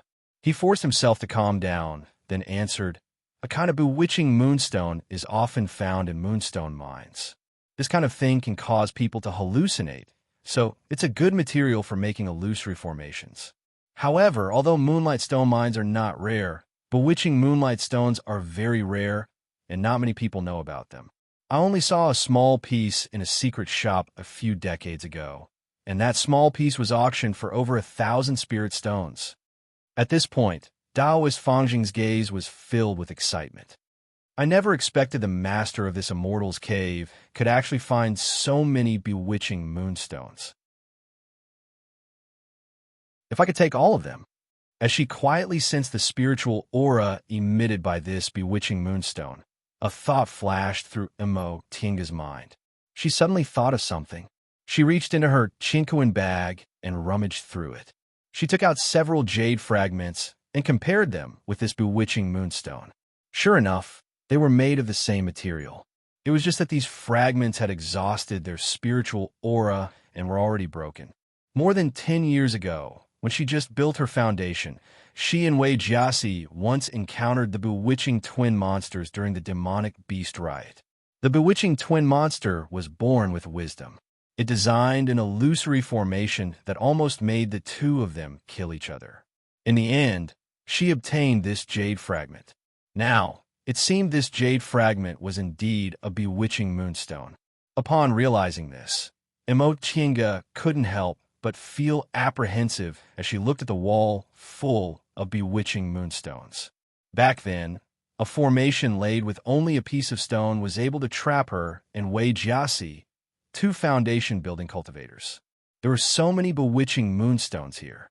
If they were all used to lay a formation, wouldn't its power be so great that even nascent soul cultivators would find it difficult to escape? Just like Taoist Fang Zheng, Imo Tinga's eyes also lit up. The two of them didn't say anything. Each of them picked up their flying swords, then cautiously pried the bewitching moonstones on the wall. However, if this thing could be broken so easily, so many cultivators wouldn't have died here. After approaching the bewitching moonstones for a long time, Imo Tinga realized she wasn't very clear-headed. Fortunately, she had the spirit-concealing pendant, so she immediately distanced herself from them. Just as she was about to warn Taoist Fangjing, she raised her head and saw a sword flash in front of her. Taoist Fangjing's eyes shone with an ominous glint as he thrust the small flying sword he used to pry the bewitching moonstones at her. Imo Tinga raised her hand, creating a spiritual aura wall to block Taoist Fangjing's thrust. Soon after, she retreated and lifted her hand to release the shuttle of flying Apsara. Without saying a word, Taoist Fangjing put away the small flying sword and took out his horsetail whisk. With a flick of his horsetail whisk, thousands upon thousands of needle-like strands of horsetail whisk shot towards her. Although the quality of this horsetail whisk magic tool wasn't as good as her shuttle of flying Apsara, Imo Tinga didn't dare to look down on it. Taoist Fangjing's spiritual aura was rich, so although his magic tool wasn't very good, its power was great. She immediately flung her sleeve and threw the white silk handkerchief, which turned into a wall and blocked his attack. Taking advantage of this gap, Imo Tinga shouted, "Fellow Taoist Fangjing, wake up!" Taoist Fangjing didn't react at all. He was still rushing towards her with his head covered. Imo Tinga had no choice but to use the shuttle of flying Apsara to tie him down while retreating. Although Taoist Fangjing wasn't weak, he couldn't be considered much compared to Xianxing School's elite disciples. It was just that Imo Tinga didn't want to hurt him. At this point, she only had Taoist Fangjing as her companion, and a master of this place was very good at hallucinatory techniques. Who knew what she would encounter later? Having someone to keep her company and remind her from time to time was much better than being alone. However, Taoist Fangjing, who was in front of her, showed no signs of waking up. He was still attacking her mercilessly. Imo Tinga felt helpless. She kept parrying his attacks while slowly retreating. After all, this place was too close to the bewitching moonstone. If she was a bit further away, the effect would probably be a bit weaker. Taoist Fangjing's gaze finally became sober after he retreated about 100 feet. He stopped attacking and said with astonishment, "Fellow Taoist Yi." This Imo Tinga heaved a sigh of relief upon seeing that he had regained his consciousness. It's good that fellow Taoist has regained his consciousness. This bewitching moonstone is really powerful.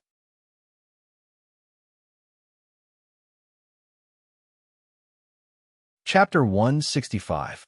Although Taoist Fangjing regained his consciousness, the problem still wasn't solved. They were at the entrance of this stone path, but Taoist Fangzheng was still affected even with heart-calming talismans. If they went deeper, Emo Tiange wasn't sure she could pass. Thus, they reached an impasse. The two of them discussed several methods, but they still couldn't find a solution. There were so many bewitching moonstones that they couldn't pass with their current strength. What should we do? Taoist Fangzheng turned around and asked. After being reminded by Emo Tiange again and again, he was now used to asking this junior for advice. Emo Tiange couldn't think of a solution, but she was unwilling to turn back.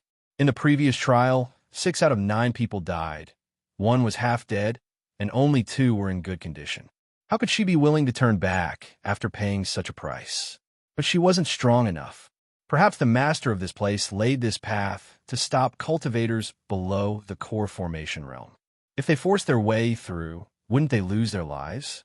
Emo Tiange pondered for a while, then clenched her teeth. We can't take this path anymore. Fellow Taoist Fangzheng, let's find another way. This Taoist Fangzheng was obviously unwilling. With a reluctant expression on his face, he looked at the bewitching Moonstone's passage several times. Emo Tiange said, with our current strength, we can't pass this path. I don't want to lose my life here.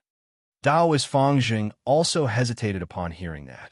He naturally understood that Emo Tiange was different from him. Based on the numerous treasures she had, she should be a disciple of a big cultivation group. She had such a high cultivation level at such a young age, so it wasn't worth the risk. If his companions were the same as him, they might grit their teeth and go through it together, just like the cultivators who died here. However, he couldn't summon the courage to do so without a companion. This kind of hallucinatory thing affected people's minds. It didn't mean they wouldn't kill each other if they didn't have a companion. If they lost their minds, they'd go crazy. At that time, even if there was no companion, they'd still hurt themselves. All right, since fellow Taoist, he said so. Taoist Fangzheng finally made up his mind. Although he didn't have much time left in his lifespan, he wasn't completely hopeless. He was unwilling to die here. He thought for a while, then said, but should we look for another place? Not to mention Taoist Fangzheng. Even Emo Tiange felt unwilling. He had nearly lost his life when he descended the valley. In the illusory formation, he had seen the others die or get heavily injured. In the end, he was unable to take another step forward. How could he be willing to give up? All right. However, fellow Taoist Fangzheng, if we can't find it, it's best we leave as soon as possible. Of course, Taoist Fangzheng hastily answered. This place was filled with danger. Of course, he didn't want to stay any longer. She watched as Taoist Fangzheng knocked on the short passage and carefully examined it, but she just stood there and didn't move. She wondered what was wrong with the whole thing. First of all, although the spiritual qi coming from the valley was pure, it wasn't vast. If a cultivator above the core formation stage were passed by, they wouldn't care at all. As for when they went down the valley, with their cultivation levels, they could only barely pass through, which was why aura refining cultivators were blocked outside the valley. However, if they were core formation cultivators, it would be very easy for them. Then there was the illusory formation. If a core formation cultivator went through the trial of the inner demon, even if they couldn't break the illusory formation, they would still be scared but not in danger. That definitely wouldn't end up with such a tragic outcome like the 6 dead and 1 injured core formation cultivator. Based on these previous characteristics, they came to a conclusion. Although they didn't know who left this valley behind, it was targeted at foundation-building cultivators. However, foundation-building cultivators simply didn't dare to step on this path. No matter how they thought about it, it didn't seem right. In that case, either this path was fake and there was another path leading to the next step, or the owner of this place was too vile and deliberately set up this trap. Once she thought up to this point, Emo Tiange once again wondered what kind of existence this valley was in the end. Judging from the valley's illusory formation and the layout of this bewitching moonstone passage, the owner of this place obviously had a powerful cultivation level. She guessed he must have been in the nascent soul realm or above. An immortal's cave left behind by a nascent soul cultivator should have been of interest to other nascent soul cultivators. In that case, it seemed like the owner deliberately wanted to attract foundation building cultivators. Once she thought up to this point, Emo Tinga was terrified. Soon after, she recalled that this immortal's cave had obviously been empty for a long time, so there shouldn't be any sinister purpose. But how could she explain the owner's actions? What about the cultivators who died under the bewitching moonstone? Deliberately attracting foundation-building cultivators and letting them die here, what benefit did the owner of this immortal's cave get? Or was it really just a vile interest? A vile interest that could cost human lives? Wasn't it too cruel? Fellow Taoist Yi. Taoist Fang Zheng suddenly called out in surprise. Mo Tinga turned around and saw Taoist Fang Zheng pointing at a stone wall. Look, there's a door here. Mo Tinga walked closer to take a closer look. Sure enough, there was a fine crack on the stone wall that looked like a door. Let me try. As Taoist Fang Zheng said that, he retreated a little, then swung his horsetail whisk. The whisk's wisps surged with spiritual aura as he struck the door with all his might. A loud noise came from the stone door, but it was easily pushed open. Mo Tinga was stunned. This seemed a bit too easy. The two of them cautiously looked inside. It seemed to be a stone room. It was smaller than the main hall, but it was a bit bigger than ordinary stone rooms in Immortals' caves. It looked like a small hall. It was empty inside, with only a few stone sculptures and a few large round stones hanging from the ceiling, illuminating the entire room. Sunstone, Taoist Fang Zheng cried out in surprise. Sunstone, Mo Tinga was puzzled. Correct, Taoist Fang Zheng smiled. Fellow Taoist Yi, with these sunstones, even if we return now, this trip won't be in vain. Oh, Taoist Fang Zheng explained. For us cultivators, moonstones are only used for illumination, just like the lamps in the mortal world. However, these sunstones can produce the effect of sunlight, and they can even be used to produce sun-real fire. The effect of sunlight, sun-real fire. Mo Tinga only took a moment to understand how precious this thing was. There was no need to mention sun-real fire. It was one of the 3 best real fires for concocting medicinal pills and refining tools. In the cultivation world, the furnace fire used for concocting medicinal pills and refining tools was also very particular. Cultivators could use Dantian real fire to concoct medicinal pills and refine tools, but using Dantian real fire required too much spiritual aura. Even nascent soul cultivators would be exhausted if they used Dantian real fire for a long time. Therefore, all cultivators with the right conditions used external fires. The so-called external fires included heavenly fire and earthly fire. Heavenly fire was the fire of the sun, but using the fire of the sun involved quite complicated formations and tools. As for earthly fire, Danding School's original Mount Tianhua was a typical example of earthly fire. The extreme of heavenly fire was sun-real fire. The extreme of earthly fire was earthly pole real fire, and there was also samadhi real fire, which was the #1 fire above the other 2. These 3 fires were called the 3 great real fires. Samadhi real fire only existed in legends. No one had seen it for many years, and even the method to cultivate this fire was lost.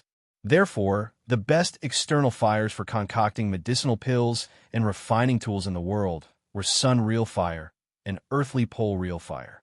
If this sunstone could produce sun-real fire, its value definitely wouldn't be lower than that of a small vein of earthly fire. If it was sold, its price would probably reach more than 10,000 spirit stones. If that was the case with this sunstone, their trip wouldn't just be worthwhile, it would be a great harvest. However, Mo Tinga didn't think they could obtain this sunstone easily. Based on the previous trials, it didn't make sense for them to obtain benefits so easily this time. Taoist Fang Zheng also thought so the 2 of them were extremely careful. They first let the bird explore the path and only stepped into this stone room after they confirmed there were no problems. However, when they reached the stone slab at the entrance, a rumble suddenly rang out and the stone door behind them instantly dropped. The 2 of them simply didn't have time to react and were already locked inside this stone room. After a moment of shock, Mo Tinga calmed down. If she didn't react at all, it would have been even more strange. This journey was full of dangers. If the treasure was right in front of them, and they were allowed to take it, there would probably be even more vicious traps behind them. The two of them stopped in place. Tinga asked, fellow Taoist Fangzheng, "What do you think will be here?" Taoist Fangzheng stroked his beard. "In front of us are miasma, gales, illusory formations, and bewitching moonlight stones. Every place is dangerous, so I'm afraid this trial won't be easy. However, if you think about it carefully, the miasma and gales will test our defensive methods. The illusory formations will test our temperament and willpower, and the bewitching moonlight stones will test whether we can resist the temptation of treasures all over the ground, and whether we can control ourselves and not lose our minds. However, none of these trials tested our ability in fights of magical powers. In my opinion, it's very possible that..." Before he could finish speaking, they suddenly heard an earth-shaking sound, as if something was knocking heavily on the stone wall. Tinga turned around and found the source of the sound. She furrowed her brows. It was the first stone statue leaning against the wall in the stone room. It suddenly took a step forward and walked heavily towards them. Taoist Fangzheng also saw it, causing his breathing to stagnate. The two of them didn't take this stone sculpture seriously at all. When they saw it just now, they thought it was just a decoration of this place, like a mural carved on the wall. But in the blink of an eye, it actually turned into a living creature. Fellow Taoist Yi, this Tinga had already activated her protective aura and summoned the white silk handkerchief and a shuttle of flying Apsara. The answer to what this trial was about had already appeared. Taoist Fangzheng's guess was right. This trial tested their ability in fights of magical powers. This stone sculpture was more than 10 feet tall, which was equivalent to the height of 2 people. Its facial features were clearly carved. It was in the shape of a warrior. The iron armor on its body was even more distinct, and the stone sword in its hand was also carved with visible lines. A moment ago, it clearly didn't have any spiritual aura, but now it was full of spiritual aura, just like a peak stage foundation building cultivator. Tinga quickly calculated in her mind. Both she and Taoist Fangzheng were in the middle stage of the foundation building realm. Although this stone sculpture was equivalent to a peak stage foundation building cultivator, it was, after all, an inanimate object with a cumbersome body. Presumably, it wouldn't be difficult to defeat it. However, the sound the stone sculpture made when it stepped on the ground was akin to an earthquake, so it most likely used a lot of strength. Tinga had to be careful not to use her body to resist it. Just as she was thinking, the stone sculpture arrived in front of them step by step. It lifted its arm and swung its stone sword down heavily.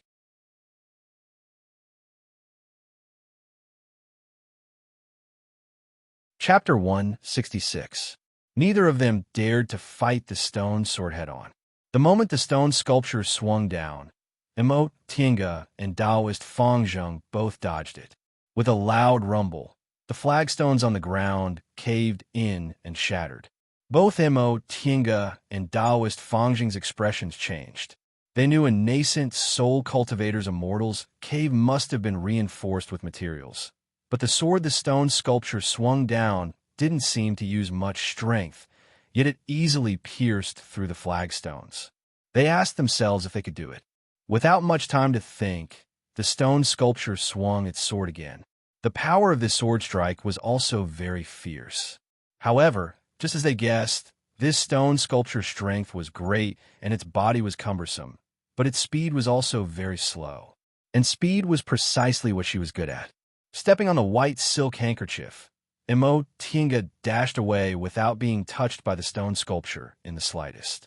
Taoist Fangzheng also judged the situation in a flash. After he dodged the stone sculpture's second attack, he swung the horsetail whisk in his hand. The whisk turned into thousands of long threads that pierced the stone sculpture. In Tinga's opinion, Taoist Fangzheng's horsetail whisk wasn't a high-grade magic tool, but she didn't know how Taoist Fangzheng refined it. But it was extremely powerful. This technique of transforming whisks into threads was similar to the flying needles she often used to launch sneak attacks. Moreover, while the flying needles were tangible, the whisks were intangible, and the only thing that increased was the spiritual aura. The thousands of whisks suddenly flew at an extremely fast speed. The stone sculpture couldn't dodge them, or rather, it didn't dodge them at all. Its entire body was enveloped by the whisks. The spiritual aura surged, and countless dust rose. Both Tinga and Daoist Fangzheng were stunned. Soon after, they both retreated, held their breaths, and waved their sleeves. This immortal's cave had been closed for countless years, so the stone sculpture was already covered in dust. Daoist Fangzheng's attack sent all the dust flying. The two of them didn't know whether to laugh or cry. They made such a blunder as soon as they attacked. However, the stone sculpture wasn't damaged at all. The two of them couldn't help but look serious. Fellow Daoist Daoist Fangzheng's expression darkened. This thing's defense is amazing. It can't be damaged. Tinga didn't know, but he clearly knew that he had painstakingly practiced this shape-shifting technique for more than 100 years. If he used it on a late-stage foundation-building cultivator, his defensive barrier would be broken, but this stone sculpture wasn't affected at all. Once Daoist Fangzheng spoke, the stone sculpture paused for a moment, as if it was listening to him.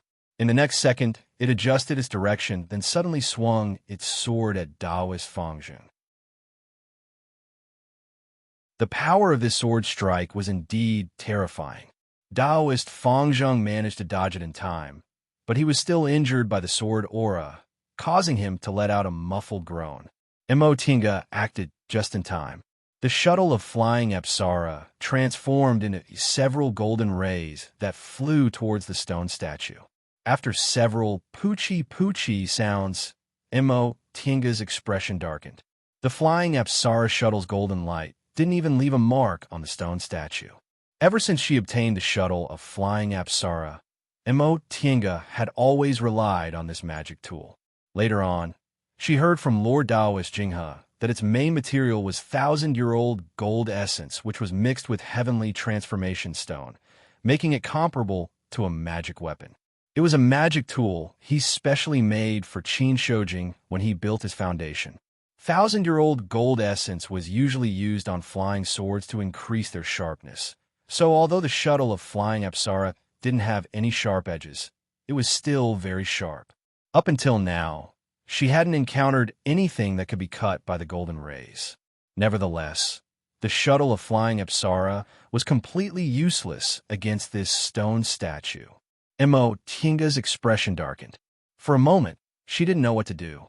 However, she suddenly heard Daoist Fangzheng, who was struggling under the stone statue's attack, shouting, "Use spells. Use spells to attack." Tinga was startled, but she immediately reacted. She withdrew the shuttle of flying Apsara, then made a hand seal to cast the cold wind spell. Stone came from earth, wood suppressed earth, wind came from wood, water came from wood. This cold wind spell was a compound spell of the 5 elements, which included water and wood elements. The stone statue's speed was originally slow, so the cold wind spell just happened to hit its weak point. Once the cold wind spell was cast, the stone statue slowed down and its speed became even slower. Although its strength and sword aura were astonishing, its speed was extremely slow. It simply couldn't hit Daoist Fangzheng's body.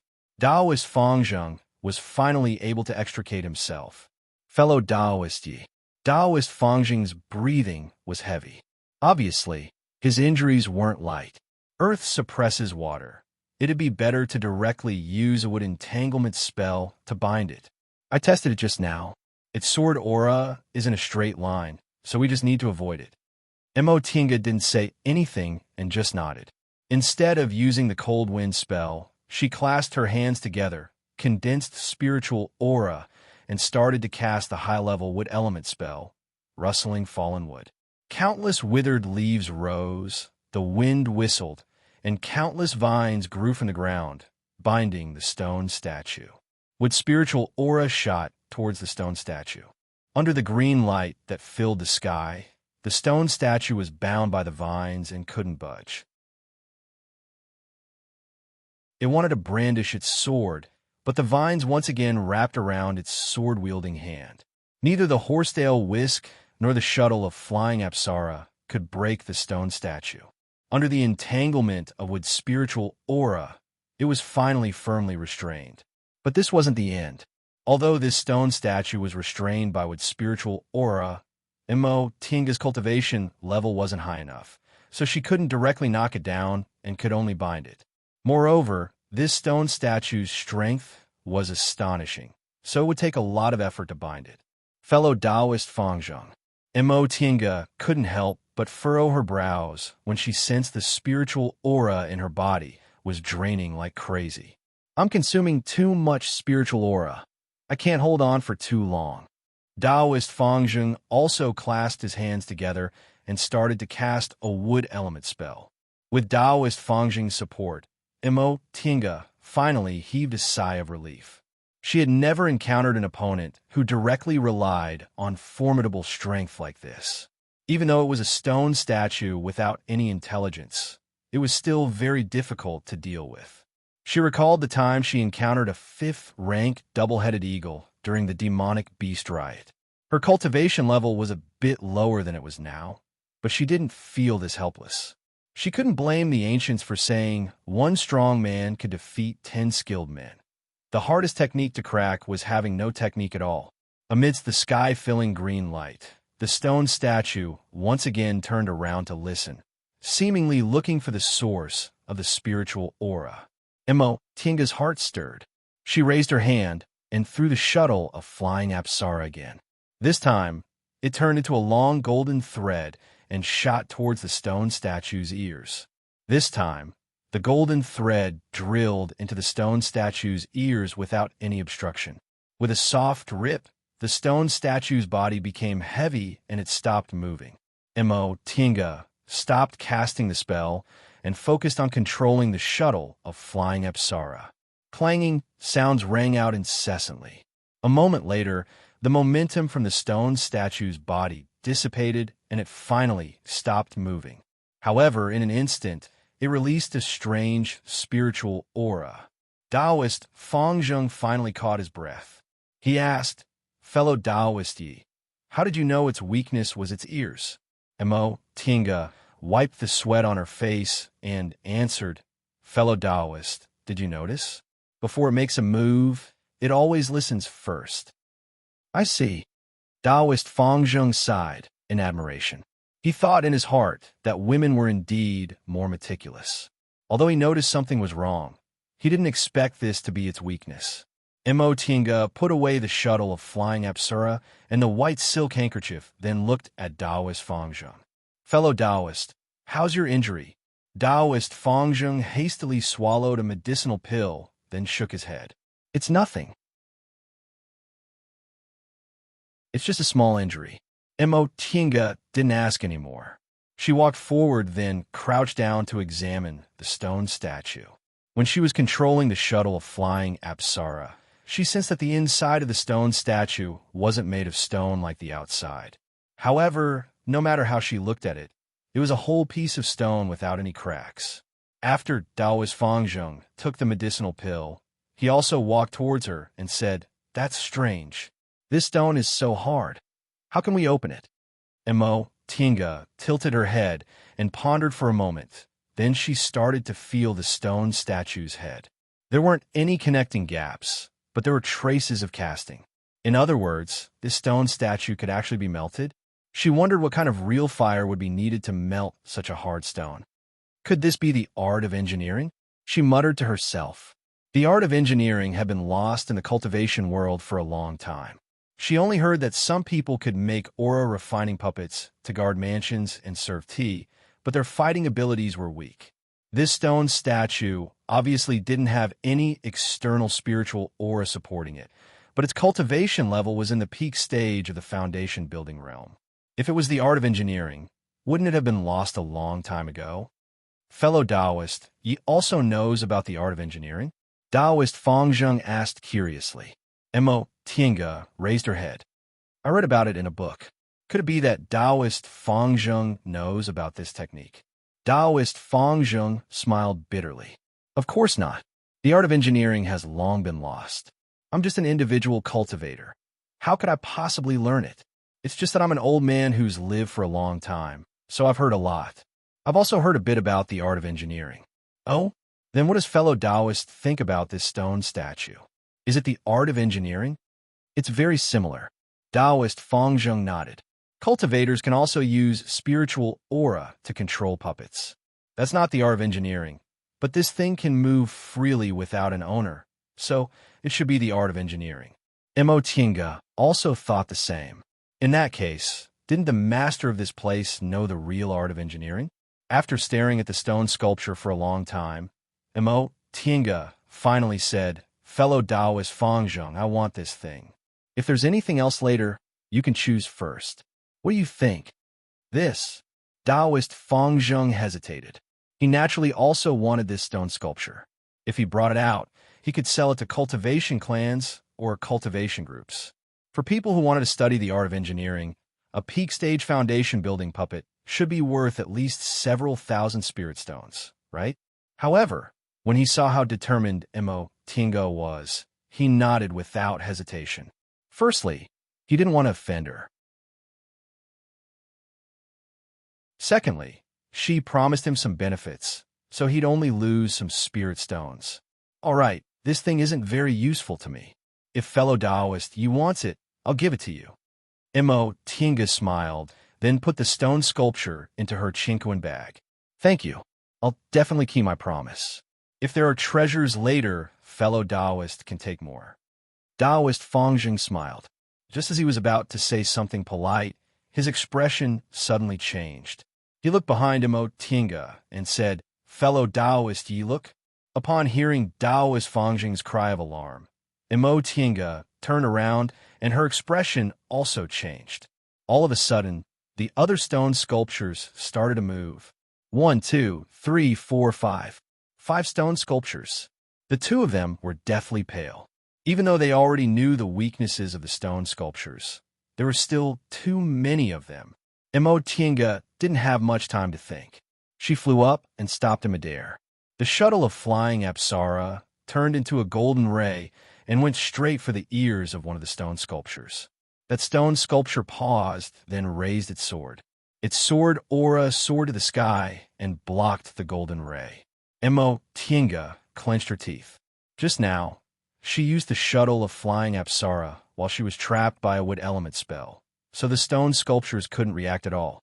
But it was different now. No matter how slow these stone sculptures' reactions were, their sword aura was so powerful that they could block it with just a raise of their hands. What should I do? Her mind raced, but she couldn't think of a solution. You're tuning into the Romance Rendezvous YouTube channel.